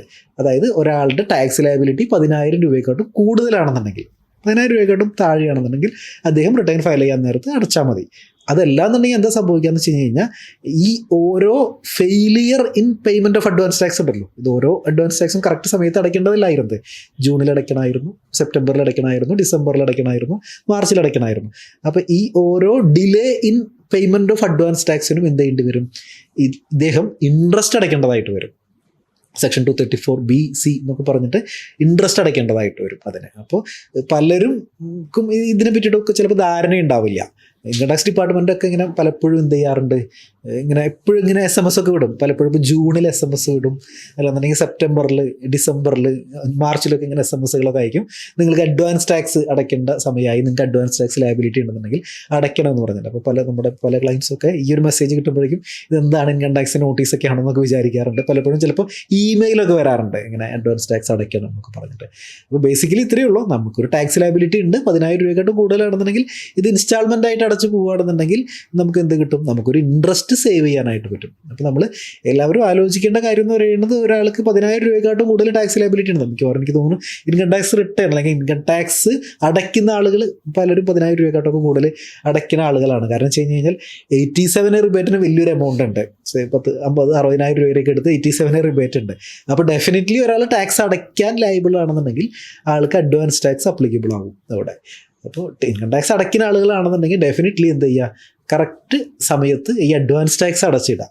അല്ലാന്നുണ്ടെങ്കിൽ വലിയൊരു നമ്മൾ റിട്ടേൺ ഫയൽ ചെയ്യാൻ നേരത്തുണ്ടല്ലോ, നമ്മൾ ചിലപ്പോൾ ടാക്സ് കമ്പ്യൂട്ട് ചെയ്യുമ്പോൾ ചിലപ്പോൾ 1 ലക്ഷം രൂപയാണ് ടാക്സ് ലയബിലിറ്റി. അപ്പോൾ ചിലപ്പോൾ വലിയൊരു എമൗണ്ട് 25,000 രൂപയ്ക്ക് ചിലപ്പോൾ ഇൻട്രസ്റ്റ് ഒക്കെ വരാനൊക്കെ ആയിട്ട് സാധ്യതയുണ്ട്. അപ്പോൾ അങ്ങനെ വെറുതെ 25,000 രൂപ കളയേണ്ട കാര്യമില്ലല്ലോ. അപ്പോൾ നമ്മൾ കൃത്യസമയത്ത് അഡ്വാൻസ് ടാക്സ് ലയബിൾ ആണെന്നുണ്ടെങ്കിൽ അഡ്വാൻസ് ടാക്സ് അടച്ചിട്ട്. അപ്പോൾ ടാക്സ് നമ്മൾ ഫയൽ ചെയ്യാൻ നേരത്തല്ല, നേരത്തെ അർജുൻ ചോദിച്ചതിനുള്ള ഉത്തരം എന്ന് പറയുന്നത്, എല്ലാവരും വിചാരിച്ചിരിക്കുന്നത് ഇൻകം ടാക്സ് റിട്ടേൺ ഫയൽ ചെയ്യാൻ നേരത്ത് ടാക്സ് അടച്ചാൽ പോരെ. അങ്ങനെയല്ല. ടാക്സ് 10,000 രൂപയെക്കാട്ടും കൂടുതലാണെന്നുണ്ടെങ്കിൽ ഡെഫിനറ്റ്ലി അഡ്വാൻസ് ആയിട്ട് തന്നെ ആ എമൗണ്ട് അടയ്ക്കേണ്ടതായിട്ടുണ്ട്. നമ്മളിപ്പോൾ ഒരു സാലറീഡ് ആയിട്ടൊരു വ്യക്തിയെ കൺസിഡർ ചെയ്യണമെങ്കിൽ മെയിനായിട്ട് അവരുടെ സാലറിയിൽ വരുന്ന എലമെന്റ്സ് എന്തൊക്കെയായിരിക്കുള്ളൂ? സാലറീഡ് ആയിട്ടുള്ള ആൾക്ക് ഇപ്പോൾ ടാക്സേഷൻ പോയിന്റ് ഓഫ് വ്യൂവിൽ നോക്കുകയാണെന്നുണ്ടെങ്കിലേ മിക്കവാറും ഒരു ബേസിക് സാലറി, പിന്നെ ഡിയർനെസ് അലവൻസ്, പിന്നെ കുറേ അലവൻസുകൾ ഉണ്ടായിരിക്കും. അപ്പോൾ ഈ അലവൻസുകളുടെ കേസിൽ നമ്മളിപ്പോൾ ഓൾഡ് ടാക്സ് റിജീമാണ് ഓപ്റ്റ് ചെയ്യണമെന്നുണ്ടെങ്കിൽ ഇപ്പോൾ ചില അലവൻസുകളൊക്കെ ചിലപ്പോൾ എക്സംപ്റ്റഡ് ആവാനായിട്ട് സാധ്യതയുണ്ട്. ഇപ്പോൾ ഫോർ എക്സാമ്പിൾ ഇപ്പോൾ ഹൗസ് റെൻ്റ് അലവൻസ് ഉണ്ട് എന്ന് വിചാരിക്കും. അപ്പോൾ അങ്ങനെയാണെന്നുണ്ടെങ്കിൽ അതിൽ ഒരു പോർഷൻസ് നമ്മൾ അതിൻ്റെ കാൽക്കുലേഷനൊക്കെ കുറച്ച് കോംപ്ലിക്കേറ്റഡ് ആണ്. എന്നാൽ പോലും ഹൗസ് റെൻ്റ് അലവൻസ്, ഇപ്പോൾ സാലറിയുടെ എലമെൻറ്റിൽ ഹൗസ് റെൻ്റ് അലവൻസ് ഉണ്ടെന്നുണ്ടെങ്കിൽ അതിൽ ഒരു എക്സംഷൻ എടുക്കാനുള്ള സാധ്യതകളുണ്ട് ഓൾഡ് ടാക്സ് റിജീം ഓപ്റ്റ് ചെയ്യുകയാണെന്നുണ്ടെങ്കിൽ. അപ്പോൾ മിക്കവാറും നമ്മളപ്പോൾ ഈ ഒരു സ്ഥലത്ത് നമ്മൾ ജോയിൻ ചെയ്യുമ്പോൾ അവിടുത്തെ HR ഡിപ്പാർട്ട്മെൻ്റ് ഉണ്ടല്ലോ, ഇത് കറക്റ്റായിട്ട് മിക്കവാറും ഡിസൈൻ ചെയ്തിട്ടുണ്ടായിരിക്കും. അതായത് പരമാവധി ഒരു ടാക്സ് സേവ് ചെയ്യുന്ന തരത്തിലുള്ള സാലറിയുടെ കോമ്പണൻസുകളായിരിക്കും. അതായത് ഇപ്പോൾ ഡിയർനെസ് അലവൻസ്, ബേസിക് പേ ഇത്രയാണ്, ഇപ്പോൾ ഡിയർനെസ് അലവൻസ് ഇത്രയാണ്, അല്ലെങ്കിൽ HR ഇത്രയാണ്, അല്ലെങ്കിൽ സ്പെഷ്യൽ അലവൻസ് ഉണ്ടെന്നുണ്ടെങ്കിൽ അത് ഇത്രയാണ്. മിക്കവാറും ഇപ്പോൾ എനിക്ക് തോന്നുന്നു ഇപ്പോൾ മിലിറ്ററി, നമ്മുടെ ഇപ്പോൾ മിലിറ്ററിയിലൊക്കെ സെർവ് ചെയ്യുന്ന ആളുകളുണ്ടല്ലോ, അപ്പോൾ അവർക്കൊക്കെ ഇപ്പോൾ ഒരുപാട് അലവൻസുകൾ എക്സംപ്റ്റഡ് ആയിരിക്കും. ഇപ്പോൾ മറ്റേ ഹൈ ആൾട്ടിറ്റ്യൂഡ് അലവൻസ് ഒക്കെ ഉണ്ടെന്നുണ്ടെങ്കിൽ അതൊക്കെ മിക്കവാറും ചിലപ്പോൾ എക്സംപ്റ്റഡ് ഒക്കെ ആയിരിക്കും. ഇപ്പോൾ ഒരുപാട് അലവൻസസ് ഒക്കെ എക്സംപ്റ്റഡ് ഒക്കെ ആയിട്ട് വരാറുണ്ട്.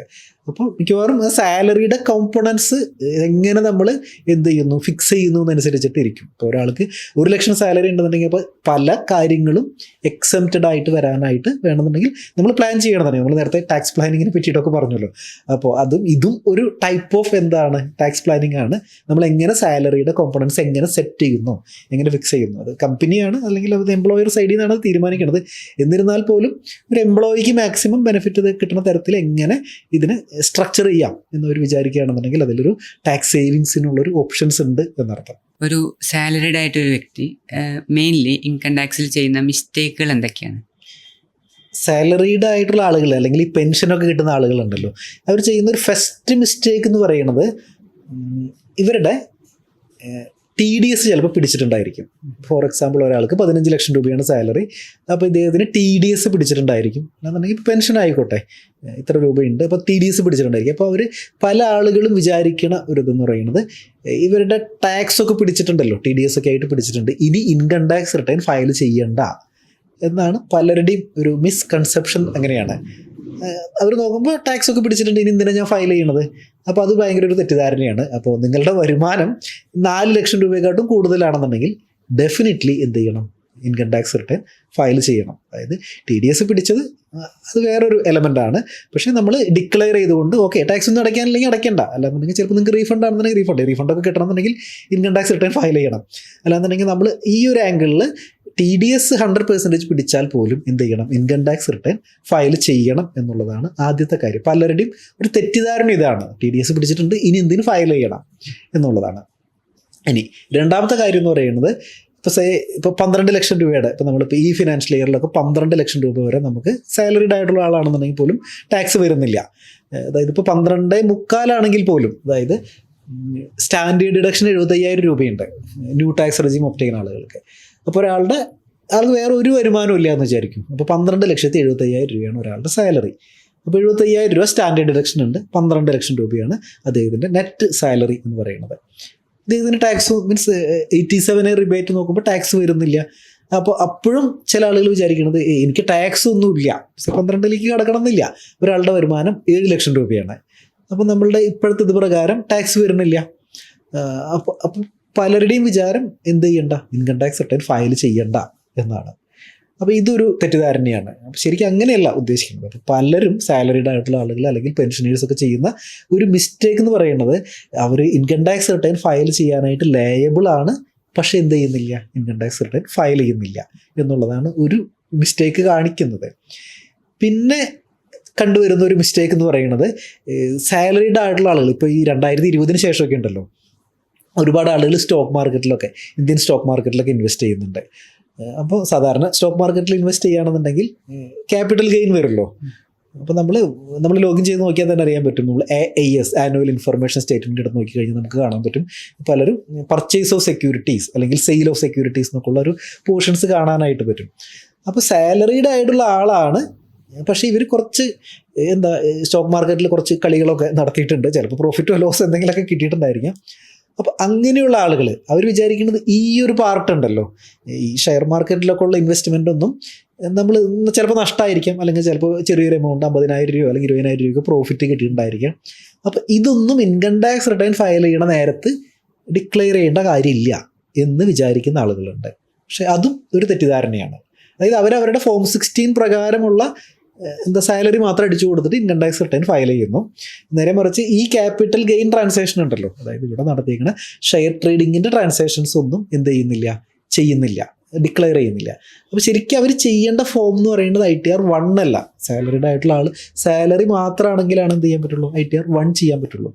നേരെ മറിച്ച് അദ്ദേഹം ഷെയർ മാർക്കറ്റിൽ കുറച്ച് ഇൻവെസ്റ്റ്മെൻറ്റ്, ലോങ് ടൈം ഇൻവെസ്റ്റ്മെൻറ്റ് അല്ലെങ്കിൽ സെല്ല് ചെയ്തിട്ടുണ്ട്, അല്ലെങ്കിൽ ഷോർട്ട് ടൈം സെല്ല് ചെയ്തിട്ടുണ്ട്, അങ്ങനെയൊക്കെ ചെയ്യുകയാണെന്നുണ്ടെങ്കിൽ അവിടെ ഷോർട്ട് ടൈം ക്യാപിറ്റൽ ഗെയിനും ലോങ് ടൈം ക്യാപിറ്റൽ ഗെയിനൊക്കെ വരാൻ സാധ്യതയുണ്ട്. അപ്പോൾ ആ സിറ്റുവേഷനിൽ അദ്ദേഹം ഫയൽ ചെയ്യേണ്ടത് ITR 2 എന്നുള്ള ഫോമാണ്. ഇനി നേരെ മറിച്ച് ഇനി അതിൻ്റെ അപ്പുറത്തെ സ്റ്റേജിലേക്ക് പോവുകയാണെന്ന് വിചാരിക്കും. ഫോർ എക്സാമ്പിൾ, ഇദ്ദേഹം ഫ്യൂച്ചേഴ്സ് ആൻഡ് ഓപ്ഷൻസ് ഒക്കെ ചെയ്തിട്ടുണ്ട്, അല്ലെങ്കിൽ ഇൻട്രാഡേ ഒക്കെ ചെയ്തിട്ടുണ്ടെന്ന് വിചാരിക്കും. അപ്പോൾ അങ്ങനെയാണെന്നുണ്ടെങ്കിൽ ITR 3 എന്നുള്ള ഫോമൊക്കെയാണ് ഫയൽ ചെയ്യേണ്ടത്. അപ്പോൾ പലരും പക്ഷേ സാലറീഡ് ആയിട്ടുള്ള ആളുകൾ ഇങ്ങനെ ചെയ്യാറില്ല. സാലറീഡ് ആണ്, അല്ലെങ്കിൽ പെൻഷനൊക്കെ ഉണ്ട്. അപ്പോൾ ഇവർ വിചാരിക്കുന്ന ഒരു സ്ഥിരമായിട്ട് കാലങ്ങളായിട്ട് ഇവർ ITR 1 എന്നുള്ള ഫോമാണല്ലോ ഫയൽ ചെയ്തുകൊണ്ടിരിക്കാറുള്ളത്. അപ്പോൾ ഇവർ വിചാരിക്കുന്നത് ITR 1 തന്നെ ഫയൽ ചെയ്താൽ മതി, അങ്ങനെ ഫയൽ ചെയ്ത് പോകും.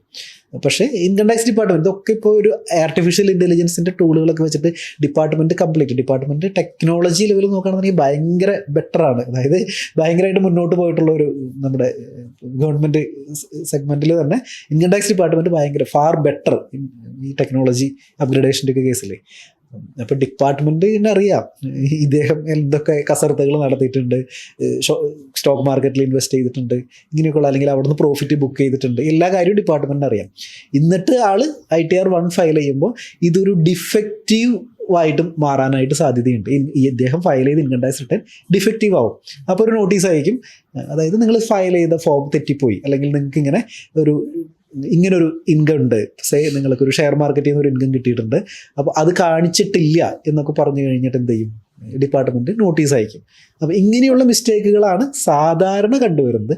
പിന്നെ വേറൊരു കാര്യം എന്ന് പറയുന്നത്, പലപ്പോഴും ഈ എംപ്ലോയീസ് ഇവിടെ നാട്ടിൽ എംപ്ലോയിഡ് ആയിട്ടുള്ള ആളുകളുണ്ടല്ലോ, അപ്പോൾ അവർ ചിലപ്പോൾ ചിലപ്പോൾ ഫോറിൻ കമ്പനികളിലൊക്കെ ആയിരിക്കാം ചിലപ്പോൾ വർക്ക് ചെയ്യുന്നത്. ഇപ്പോൾ ആപ്പിളിലോ അല്ലാന്നുണ്ടെങ്കിൽ ഇപ്പോൾ ഗൂഗിളിലോ അങ്ങനെയൊക്കെ ചിലപ്പോൾ US ഉള്ള കമ്പനികളിൽ വർക്ക് ചെയ്യുന്ന, ഇവിടെ ഇരുന്നിട്ട് വർക്ക് ചെയ്യുന്നത്. ഇപ്പോൾ ഫോർ എക്സാമ്പിൾ ഇപ്പോൾ ബാംഗ്ലൂർ ആയിരിക്കും അവരോട് വർക്ക് ചെയ്യുന്നത്. പക്ഷേ ഇവർ ഫോറിൻ കമ്പനികളിലൊക്കെയാണ് എന്ത് ചെയ്യുന്നത്, അവർ ഫോറിൻ കമ്പനീസിൻ്റെ എംപ്ലോയീസാണ്. അപ്പോൾ അവർക്ക് ഇവിടെ ചിലപ്പോൾ ESOP വരാനായിട്ട്, എംപ്ലോയി സ്റ്റോക്ക് ഓപ്ഷൻസ് ഒക്കെ കിട്ടാനായിട്ട് സാധ്യതയുണ്ട്. ഫോറിൻ കമ്പനികളുടെ വർക്ക് ചെയ്യുന്ന കമ്പനികളുടെ സ്റ്റോക്ക് ഓപ്ഷൻസ് കിട്ടുന്നു. അപ്പോൾ എന്ത് ചെയ്യുന്നു, ഇവർക്ക് ഈ സ്റ്റോക്ക്, അപ്പോൾ ഇവർ ഹോൾഡ് ചെയ്യുകയാണല്ലോ, ഈ ഷെയർസ് ഹോൾഡ് ചെയ്യുകയാണല്ലോ. എന്ന് പറഞ്ഞു കഴിഞ്ഞാൽ റെസിഡൻ്റ് ആയിട്ടുള്ള ഒരാൾ ഫോറിൻ അസറ്റ്സ് ഹോൾഡ് ചെയ്യുകയാണെന്ന് അർത്ഥം. ഇത് ഫോറിൻ കമ്പനിയിൽ ഷെയർ ഹോൾഡ് ചെയ്യുകയാണ്. അപ്പോൾ അങ്ങനെയൊക്കെയുള്ള സിറ്റുവേഷനിൽ നമ്മൾ ഇൻകം ടാക്സ് റിട്ടേൺ ഫയൽ ചെയ്യുമ്പോൾ ഒരു ഷെഡ്യൂൾ FA ഫോറിൻ അസറ്റ്സ് എന്ന് പറഞ്ഞിട്ടുള്ള ഒരു ഷെഡ്യൂൾ ഫയൽ ചെയ്യേണ്ടതായിട്ടുണ്ട്. അപ്പോൾ ഈ ഒരു കേസ് ഇപ്പോൾ റീസെൻ്റായിട്ട് ഒരുപാട് ആളുകൾക്ക് ഇൻകം ടാക്സ് നോട്ടീസ് വന്നിട്ടുണ്ട്, റെസിഡൻ്റായിട്ട് ഫയൽ ചെയ്ത ആളുകൾ. കാരണം ഡിപ്പാർട്ട്മെൻറ്റിൻ്റെ കയ്യിൽ എല്ലാ ന്യൂസും ഉണ്ട്, എല്ലാ ഇൻഫർമേഷൻ ഡിപ്പാർട്ട്മെൻറ്റിന് അവൈലബിൾ ആണ്. ഒരാൾക്ക് ഫോറിൻ ഷെയർസ് ഉണ്ടെന്നുണ്ടെങ്കിൽ ഇതൊക്കെ ഡിപ്പാർട്ട്മെൻറ്റിന് അറിയാം ഇതൊക്കെ. അപ്പോൾ നിങ്ങൾ ഈ ഫോറിൻ അസറ്റ്സ് നിങ്ങളുടെ കയ്യിലുണ്ട്, പക്ഷേ നിങ്ങൾ ഡിക്ലെയർ ചെയ്തില്ല, 10 ലക്ഷം രൂപയ്ക്കാണ് അതിൻ്റെ പെനാൽറ്റി വരുന്നത് ഫോറിൻ അസറ്റ്സ് ഒക്കെ ഡിക്ലെയർ ചെയ്തില്ല എന്നുണ്ടെങ്കിൽ. അപ്പോൾ ഇങ്ങനെയുള്ള മിസ്റ്റേക്കുകൾ, അപ്പോൾ ഞാൻ നേരത്തെ പറഞ്ഞത്, അപ്പോൾ സാലറീഡ് ആയിട്ടുള്ള ആളുകൾ അല്ലെങ്കിൽ പെൻഷൻ കിട്ടുന്ന ആളുകൾ സാധാരണ റിട്ടേൺ ഫയൽ ചെയ്യുമ്പോൾ ചെയ്യുന്ന മിസ്റ്റേക്കുകൾ ഇങ്ങനത്തെ ഒക്കെ കാര്യങ്ങളാണ്. അതായത് അവർ ചിലപ്പോൾ റിട്ടേൺ ഫയൽ ചെയ്യാൻ വിട്ടുപോകും, അല്ലാന്നുണ്ടെങ്കിൽ ഇപ്പോൾ TDS പിടിച്ചിട്ടുണ്ടെന്നുണ്ടെങ്കിൽ ഇനി ഫയൽ ചെയ്യേണ്ട എന്ന് വിചാരിക്കും. ചിലപ്പോൾ ഫോം മാറി പോകാൻ സാധ്യതയുണ്ട്. ITR 1 അല്ല ചെയ്യേണ്ടത്, ചിലപ്പോൾ 2 3 4 ഒക്കെ ആയിരിക്കും ചെയ്യേണ്ടതായിട്ട് വരുന്നത്. അപ്പോൾ അത് ചിലപ്പോൾ തെറ്റ് ചെയ്യാൻ സാധ്യതയുണ്ട്. പിന്നെ ഇതുപോലെ ഫോറിൻ അസറ്റ്സ് ഡിക്ലെയർ ചെയ്യാനായിട്ട് വിട്ടുപോകാനായിട്ട് സാധ്യതയുണ്ട്. പിന്നെ വേറൊരു ഐറ്റം കൂടി കണ്ടുവരുന്ന മാറ്റർ എന്ന് വെച്ച് കഴിഞ്ഞാൽ, പലരും ഫോം 16 ബേസ് ചെയ്തിട്ടാണല്ലോ റിട്ടേൺ ഫയൽ ചെയ്യുന്നത്. അപ്പോൾ ഫോം 16 വരുമാനം സാലറി മാത്രമാണ്, വേറൊന്നും അവിടെ വരാനായിട്ട് സാധ്യതയില്ല. പക്ഷേ ഇദ്ദേഹത്തിന് വേറെ കുറേ വരുമാനങ്ങളും കൂടി ഉണ്ടാവില്ല. എന്തിനായാലും ഒരാൾക്ക് ഒരു സേവിങ്സ് ബാങ്ക് അക്കൗണ്ട് ഉണ്ടായിരിക്കും. അപ്പോൾ ഈ സേവിങ്സ് ബാങ്ക് അക്കൗണ്ടിൽ എന്തുണ്ടാവും, കുറച്ച് ഇൻട്രസ്റ്റ് വന്നിട്ടുണ്ടായിരിക്കും, അല്ലെങ്കിൽ FD ഉണ്ടെന്നുണ്ടെങ്കിൽ അതിൻ്റെ ഇൻട്രസ്റ്റ് വന്നിട്ടുണ്ടായിരിക്കും. അപ്പോൾ ഈ ഇൻട്രസ്റ്റ് നമ്മുടെ ഇൻകം ഫ്രം അതർ സോഴ്സിൽ കാണിച്ചിട്ട് ഫയൽ ചെയ്യണം. ന്യൂ ടാക്സ് റെജീം ആയതുകൊണ്ട് തന്നെ എംപ്ലോയർ എന്തേ ചെയ്തിട്ടുണ്ടാവുള്ളൂ, സാലറിയുടെ ടാക്സ് മാത്രമേ പിടിച്ചിട്ടുണ്ടാവുള്ളൂ. അപ്പോൾ ഈ ബാക്കി വരുന്ന ടാക്സ് ഉണ്ടല്ലോ, ഇപ്പോൾ 10,000 രൂപ സേവിങ്സ് ബാങ്ക് അക്കൗണ്ടിൽ ഇൻട്രസ്റ്റ് കിട്ടിയിട്ടുണ്ടെങ്കിൽ 30% ടാക്സ് ലാബിൽ വരുന്ന ഒരാളാണെന്നുണ്ടെങ്കിൽ 3,000 രൂപ എന്ത് ചെയ്യേണ്ടി വരും, ടാക്സ് അടയ്ക്കേണ്ടതായിട്ട് വരും. അപ്പോൾ ഇങ്ങനെയുള്ള കാര്യങ്ങളും എന്ത് ചെയ്യാറുണ്ട്, പലരും വിട്ടുപോകാറുണ്ട്. അതായത് സാലറി ആയിട്ടുള്ള ആൾ ചിലപ്പോൾ ഇൻട്രസ്റ്റ് ഇൻകം കാണിക്കാനൊക്കെ ആയിട്ട് വിട്ടുപോകും, എന്നിട്ട് ഫയൽ ചെയ്തിട്ടും. അപ്പോൾ കുറച്ച് കഴിയുമ്പോൾ ഡിപ്പാർട്ട്മെൻറ്റിൽ നിന്ന് നോട്ടീസ് വരും, നിങ്ങൾ ഇൻകം കാണിച്ചിട്ടില്ല എന്നൊക്കെ പറഞ്ഞിട്ട്. അപ്പോൾ ഇതൊക്കെയാണ് കോമൺലി കണ്ടുവരുന്ന ഒരു മിസ്റ്റേക്കുകൾ, ഇതൊക്കെയാണ്. സാലറിഡ് ആയിട്ടുള്ള ഇൻഡിവിജ്വൽസിന് മെയിനായിട്ട് കണ്ടുവരുന്ന ഒരു അലവൻസാണ് HRA എന്നുള്ളത്. അപ്പോൾ HRAയുടെ എക്സംഷൻ ക്ലെയിം ചെയ്യാനുള്ള കണ്ടീഷൻസ് എന്തൊക്കെയാണ്? നമുക്കിപ്പോൾ പാരൻസിന് നമ്മൾ റെൻറ്റ് കൊടുക്കുന്നുണ്ട്, അപ്പോൾ അത് നമുക്ക് HRA എക്സംഷൻസിൽ കൂട്ടാൻ പറ്റുമോ? HRA സാലറിഡ് ആയിട്ടുള്ള ആളുകൾ പലപ്പോഴും ക്ലെയിം ചെയ്യുന്ന ഒരു സംഭവമാണ് ഈ HRAയുടെ എക്സംഷൻ. അതിൻ്റെ കണ്ടീഷൻസ് എന്ന് പറയുന്നത് നമ്മൾ ക്ലെയിം ചെയ്യാനുള്ളതെന്ന് പറഞ്ഞാൽ ഒരു 3-4 വേരിയബിൾസ് ആണ് നമ്മൾ കൺസിഡർ ചെയ്യുക. ഒന്ന് ആളുടെ ഒരു basic salary plus rent paid, പിന്നെ HRA റിസീവ്ഡ്, ഇങ്ങനെയൊക്കെയുള്ള 3-4 എലമെൻറ്റുകളായിരിക്കും കൺസിഡർ ചെയ്യുക. എന്നിട്ട് അതിൽ ഒരു ലീസ്റ്റ് ഓഫ് അതിലൊരു കാൽക്കുലേഷൻ ഇട്ടിട്ട് അതിലൊരു ലീസ്റ്റ് എമൗണ്ട് ആയിരിക്കും നമുക്ക് എക്സംഷനായിട്ട് കിട്ടുന്നത്. ഇപ്പോൾ HRA പെയ്ഡ് ആണ് ലിസ്റ്റ് എന്നുണ്ടെങ്കിൽ അത്, അല്ലെങ്കിൽ റെൻറ്റ് പെയ്ഡ് ആണ് ലിസ്റ്റ് എന്നുണ്ടെങ്കിൽ അത്. ഇപ്പം ഇങ്ങനെയുള്ള കുറച്ച് കണ്ടീഷൻസ് വെച്ചിട്ടാണ് നമ്മൾ ഈ എക്സംഷൻ ഫിക്സ് ചെയ്യുക. നേരത്തെ അർജുൻ ചോദിച്ച പോലെ, അതായത് ഇപ്പോൾ ഒരാൾ ഒരു സ്വന്തം വീട്ടിൽ ഇനിയാണ് താമസിക്കുന്നത്. അപ്പോൾ അങ്ങനെയാണെന്നുണ്ടെങ്കിൽ പേരൻസിന് റെൻറ്റ് കൊടുക്കുന്നത് പോലെ കാണിച്ചിട്ട് HRA ക്ലെയിം ചെയ്യാൻ പറ്റുമെന്ന് ചോദിച്ചു കഴിഞ്ഞാൽ അങ്ങനെ ലീഗലി ക്ലെയിം ചെയ്യാൻ പറ്റാതെയൊന്നുമില്ല. ഇറ്റ്സ് പോസിബിൾ, നടക്കുന്നതാണ്. എല്ലാവരും ക്ലെയിം ചെയ്യുന്നതാണ് കേട്ടോ. അപ്പോൾ IT ഫീൽഡിലൊക്കെ ഉള്ള ഒരുപാട് ആളുകൾ ഇങ്ങനെ ക്ലെയിം ചെയ്യുന്നതാണ്. പക്ഷെ അവിടെ വേറൊരു ചെറിയൊരു പ്രശ്നം കൂടി ഉണ്ട്. അവിടെ പ്രശ്നം ഇൻ ദ സെൻസ് ഞാൻ പറഞ്ഞത്, ഇപ്പോൾ മോർ ദാൻ 1 lakh റുപ്യയൊക്കെയാണ് ഒരു വർഷത്തിൽ കൊടുക്കണമെന്ന് വിചാരിക്കൂ. പക്ഷെ അവിടെ ചെറിയൊരു പ്രശ്നം കൂടി ഉള്ളതെന്ന് പറയുന്നത്, മോർ ദാൻ 1 lakh റുപ്യയാണ് പേരൻസിന് റെൻറ്റ് കൊടുക്കണമെന്ന് വിചാരിക്കൂ. അങ്ങനെയാണെന്നുണ്ടെങ്കിൽ പേരൻസിൻ്റെ പാൻ നമ്പർ എംപ്ലോയറുടെ അടുത്ത് ഡിക്ലെയർ ചെയ്യണമെന്നുണ്ട്. ഇപ്പോൾ എന്താ സംഭവിക്കുക എന്ന് പറഞ്ഞു കഴിഞ്ഞാൽ, എംപ്ലോയർ നാച്ചുറലി ഇതെന്ത് ചെയ്യും, നമ്മുടെ TDS റിട്ടേണിൽ ഇത് അപ്ലോഡ് ചെയ്തിട്ടുണ്ടായിരിക്കും. ഇത് ഒരാൾക്ക് എന്ത് കിട്ടുന്നുണ്ട്, HRA രൂപത്തിൽ, അല്ലെങ്കിൽ ഒരാൾക്ക് റെൻറ്റ് കിട്ടുന്നുണ്ട്, അതായത് പേരൻസിന് റെൻറ്റ് കിട്ടുന്നുണ്ടെന്നർത്ഥം. അപ്പോൾ അത് ഓട്ടോമാറ്റിക്കലി എന്ത് ചെയ്യും, അവിടെ വരും എന്നർത്ഥം. അപ്പോൾ ഈ ഒരു സംഭവം ഡിപ്പാർട്ട്മെൻറ്റിന് അറിയാവുന്നതുകൊണ്ട് തന്നെ, അതായത് ഒരാൾ ഒരു IT ഫീൽഡിൽ വർക്ക് ചെയ്യുന്ന ഒരാളാണ്, ഇദ്ദേഹം പറയാണ് 2 ലക്ഷം രൂപ പാരൻറ്റിന്, അതായത് അദ്ദേഹത്തിൻ്റെ ഫാദറിന് റെൻ്റായിട്ട് കൊടുത്തിട്ടുണ്ടെന്ന് പറയുകയാണെന്നുണ്ടെങ്കിൽ എന്താ സംഭവിക്കുകയെന്ന് വെച്ച് കഴിഞ്ഞാൽ, ഇദ്ദേഹത്തിൻ്റെ പാരൻറ്റിൻ്റെ പാൻ കാർഡിൽ, അദ്ദേഹത്തിൻ്റെ ലോഗിനിൽ എന്ത് സംഭവിച്ചിട്ടുണ്ടാവും, 2 ലക്ഷം രൂപ റെൻറ്റ് കിട്ടുന്നുണ്ട് എന്ന് പറഞ്ഞിട്ട് ഒരു ഇൻഫർമേഷൻ അവിടെ വന്ന് കിടക്കുന്നുണ്ടായിരിക്കും. അപ്പോൾ അങ്ങനെയാണെന്നുണ്ടെങ്കിൽ കുറച്ച് നാൾ കഴിയുമ്പോൾ ചിലപ്പോൾ പാരൻറ്റ്, ഇദ്ദേഹത്തിൻ്റെ father income tax return file ചെയ്തില്ലെങ്കിൽ ചിലപ്പോൾ ഒരു നോട്ടീസ് വരാനുള്ള സാധ്യതയുണ്ട്. അപ്പോൾ ഇങ്ങനെയാണ് HRA റിലേറ്റഡ് ഇങ്ങനെ ഒരുപാട് ആളുകൾക്ക് നോട്ടീസ് വന്നിട്ടുണ്ട്. മേ ബി എക്സംഷൻ എടുക്കുന്നതുകൊണ്ട് പ്രശ്നമൊന്നുമില്ല, എക്സംഷനൊക്കെ കിട്ടിയിട്ടുണ്ടായിരിക്കും.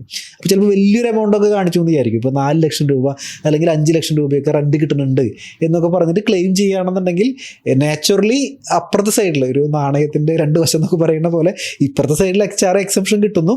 പക്ഷേ അപ്പുറത്തെ സൈഡിൽ എന്ത് വരാൻ സാധ്യതയുണ്ട്, വലിയൊരു എമൗണ്ടൊക്കെയാണ് ക്ലെയിം ചെയ്യണമെന്നുണ്ടെങ്കിൽ പാരൻറ്റിനൊക്കെ ഒരു നോട്ടീസ് വരാനൊക്കെയുള്ള സാധ്യതകളൊക്കെ ഉണ്ട്. അപ്പോൾ ഇങ്ങനെയൊക്കെയുള്ള കാര്യങ്ങൾ എന്ന് വെച്ച് കഴിഞ്ഞാൽ ഡിപ്പാർട്ട്മെൻറ്റ് എപ്പോഴും അവെയറാണ്. ഈ കംപ്ലീറ്റ് ഡാറ്റ ഡിപ്പാർട്ട്മെൻറ്റിൻ്റെ കയ്യിലുണ്ട്. ഇപ്പോൾ ഒരു വൺ സൈഡ് മാത്രമല്ല, ഒരു കോംപ്രിഹെൻസീവ് ആയിട്ടുള്ള ഡാറ്റ ഡിപ്പാർട്ട്മെൻറ്റിൻ്റെ കയ്യിലുണ്ട്. ഇപ്പോൾ HRA ക്ലെയിം എടുക്കുന്നത് കൊണ്ട് വിരോധമൊന്നുമില്ല, പ്രൊവൈഡഡ് അപ്പുറത്തെ സൈഡിൽ പാരൻ്റ് കൂടി എന്ത് ചെയ്യുന്നു, ഇൻകം ടാക്സ് റിട്ടേൺ ഫയൽ ചെയ്യുന്നു എന്നൊക്കെ നമ്മളൊന്ന് എൻഷുർ ചെയ്താൽ മതി, ഈ വാടക വരുമാനം കാണിച്ചുകൊണ്ട്. ഡോക്ടേഴ്സ്, എൻജിനീയേഴ്സ് പോയിട്ടുള്ള പ്രൊഫഷണൽസ്, അവർ ചിലപ്പോൾ ഒരു സ്ഥാപനത്തിലെ എംപ്ലോയി ആയിരിക്കണം എന്നില്ല. ചിലപ്പോൾ ഒരു ഡോക്ടർ ഒരു ഹോസ്പിറ്റലിൽ ചിലപ്പോൾ വീക്കിലി 2 തവണയൊക്കെ ആയിരിക്കും വന്നു പോകുന്നുണ്ടാവുക. അപ്പോൾ അങ്ങനെ ഏൺ ചെയ്യുന്ന റെമ്യൂണറേഷൻ നമ്മൾ സാലറി എന്ന് പറയാണ്ട് പ്രൊഫഷണൽ ഇൻകമായിട്ട് റിസീവ് ചെയ്യുന്നതുകൊണ്ടുള്ള ബെനിഫിറ്റ് എന്താണ്? നേരത്തെ ഇതുപോലെ പ്രൊഫഷണൽസ് ആയിട്ടുള്ള ആളുകളുണ്ടല്ലോ, അപ്പോൾ അതുപോലെ നേരത്തെ പറഞ്ഞ പോലെ ചിലപ്പോൾ അവരവിടെ ഫുൾ ടൈം വർക്ക് ചെയ്യണതായിരിക്കും, അല്ലാന്നുണ്ടെങ്കിൽ ചിലപ്പോൾ പാർട്ട്ലി ചിലപ്പോൾ അവിടെ സെർവ് ചെയ്യണതായിരിക്കും. അപ്പോൾ അങ്ങനെയുള്ള ആളുകൾക്ക് സാലറീഡ് ആയിട്ടാണ് നമ്മൾ ഈ വരുമാനം കാണിക്കണമെന്നുണ്ടെങ്കിൽ, സാലറിയുടെ ഒരു പ്രത്യേകത എന്ന് പറയുന്നത് ഇതിന് സ്റ്റാൻഡേർഡ് ഡിഡക്ഷൻ മാത്രമേ എന്ത് ചെയ്യാൻ പറ്റുള്ളൂ, കുറയ്ക്കാനായിട്ട് പറ്റുള്ളൂ. പക്ഷേ നേരെ മറിച്ച് പ്രൊഫഷണൽ ഇൻകം ആയിട്ട് കാണിക്കുകയാണെന്നുണ്ടെങ്കിൽ നമുക്ക് ഇൻകം ടാക്സ് ആക്ടിൽ തന്നെ സെക്ഷൻ 44A പ്രകാരം ഒരാൾക്ക് 30 ലക്ഷം രൂപ കിട്ടുന്നുണ്ടെന്ന് വിചാരിക്കും, ഇതേപോലെ വരുമാനം കിട്ടുന്നുണ്ടെങ്കിൽ ഇദ്ദേഹത്തിന് 50% എന്ത് ചെയ്താൽ മതി, ഓഫർ ചെയ്താൽ മതി. അത് നമ്മുടെ ഇൻകം ടാക്സ് ആക്ടിൽ തന്നെ പറയുന്നതാണ്, 50% ഓഫർ ചെയ്താലും മതി.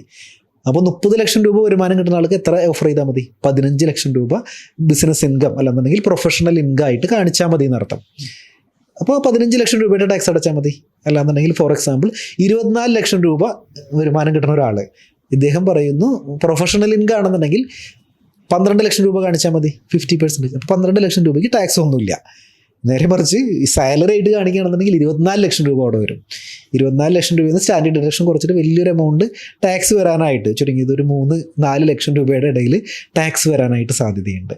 അപ്പോൾ ഇങ്ങനെയുള്ള ചില ടാക്ടിക്സുകൾ, ഇങ്ങനെയുള്ള ചില ടെക്നിക്കുകൾ ഇൻകം ടാക്സ് അത് നമുക്ക് ജെനുവിൻലി ചെയ്യാവുന്നതാണ്. ഒരു ടാക്സ് പ്ലാനിങ്ങിൻ്റെ ഭാഗം എന്നൊക്കെ പറയാമല്ലോ. അതായത് ഡിപ്പാർട്ട്മെൻറ്റ് അല്ലെങ്കിൽ ഇൻകം ടാക്സ് ആക്ട് പെർമിറ്റ് ചെയ്യുന്ന ചില ഇളവുകളും കാര്യങ്ങളൊക്കെയാണ്. അപ്പോൾ ഇങ്ങനെ വേണമെന്നുണ്ടെങ്കിൽ നമുക്ക് എന്ത് ചെയ്യാൻ പറ്റും, നമുക്ക് റീസ്ട്രക്ചർ ചെയ്യാനായിട്ട് പറ്റും എന്നർത്ഥം. നമ്മളുടെ വരുമാനത്തിന് നമുക്ക് ഈ തരത്തിലൊക്കെ റീസ്ട്രക്ചർ ചെയ്യാതെ ഒരുപാട് എമൗണ്ട് ടാക്സ് സേവ് ചെയ്യാനായിട്ട് പറ്റും. അപ്പോൾ പ്രൊഫഷണൽസ് എപ്പോഴും ഒന്ന് ശ്രദ്ധിക്കേണ്ട കാര്യം, അവർ സാലറീഡ് ആയിട്ടാണോ അവരുടെ ഇൻകം ഡ്രോ ചെയ്യുന്നത് അതോ പ്രൊഫഷണൽ ഇൻകം ആയിട്ടാണോ ഡ്രോ ചെയ്യുന്നത് ഒന്ന് റിവ്യൂ ചെയ്യുക. പ്രൊഫഷണൽ ഇൻകം ആയിട്ടാണ് ഡ്രോ ചെയ്യണമെന്നുണ്ടെങ്കിൽ എന്ത് സംഭവിക്കും? വലിയൊരു എമൗണ്ട് ടാക്സ് സേവ് ചെയ്യാനായിട്ട് സാധ്യതയുണ്ട്. അപ്പോൾ നമ്മൾ ഇൻകം ടാക്സിനെ കുറിച്ച് വളരെ ഡീറ്റെയിൽ ആയിട്ടാണ് നമ്മളിന്ന് ഡിസ്കസ് ചെയ്തത്. നമ്മൾ ഫ്രം ദ ബേസിക് തൊട്ട് നമ്മൾ എന്താണ് ഇൻകം ടാക്സ്, പ്രത്യേകിച്ച് സാലറിഡ് ആയിട്ടുള്ള ആളുകൾ എന്തൊക്കെയാണ് ശ്രദ്ധിക്കാനായിട്ടുള്ളത്, പിന്നെ new tax regime, old tax regime, ഇതിൻ്റെയൊക്കെ വ്യത്യാസം എന്താണ്, എപ്പോഴാണ് ഓരോരുത്തരും ഏത് റെജീമാണ് എടുക്കുന്നത്, ഒപ്റ്റ് ചെയ്യുന്നത് ബെനിഫിഷ്യൽ ആയിരിക്കാം. അപ്പോൾ ഇങ്ങനെയുള്ള കാര്യങ്ങളാണ് നമ്മൾ ഇന്ന് ഡിസ്കസ് ചെയ്ത്. ഇനി വരുന്ന പോഡ്കാസ്റ്റുകളിൽ, വരുന്ന എപ്പിസോഡുകളിൽ നമ്മൾ ഓരോ heads of income, for example ഇപ്പോൾ റെൻ്റൽ ഇൻകം അല്ലാന്നുണ്ടെങ്കിൽ ബിസിനസ് ഇൻകം കിട്ടുന്ന ആളുകൾ ശ്രദ്ധിക്കേണ്ട കാര്യങ്ങൾ, അല്ലെങ്കിൽ ക്യാപിറ്റൽ ഗെയിൻ കിട്ടുന്ന ആളുകൾ ശ്രദ്ധിക്കേണ്ട കാര്യങ്ങൾ, ഇതുപോലെയുള്ള വളരെ ഡീറ്റെയിൽഡ് ആയിട്ടുള്ള സെഷൻസ് നമ്മൾ വരുന്നുണ്ട്. മാത്രമല്ല ഒരു ഇൻകം ടാക്സ് നോട്ടീസ് വരാനുള്ള സാധ്യതകൾ, അങ്ങനെ from A to Z income ടാക്സുമായിട്ട് ബന്ധപ്പെട്ടിട്ട് നിങ്ങൾ അറിഞ്ഞിരിക്കേണ്ട A to Z കാര്യങ്ങൾ നമ്മൾ ഡിസ്കസ് ചെയ്യുന്നുണ്ട്. അപ്പോൾ കണക്റ്റഡ് ആയിട്ടിരിക്കുക. അടുത്ത ഇതുപോലെയുള്ള മറ്റൊരു എപ്പിസോഡുമായിട്ട് വീണ്ടും കാണാം. Thanks for watching.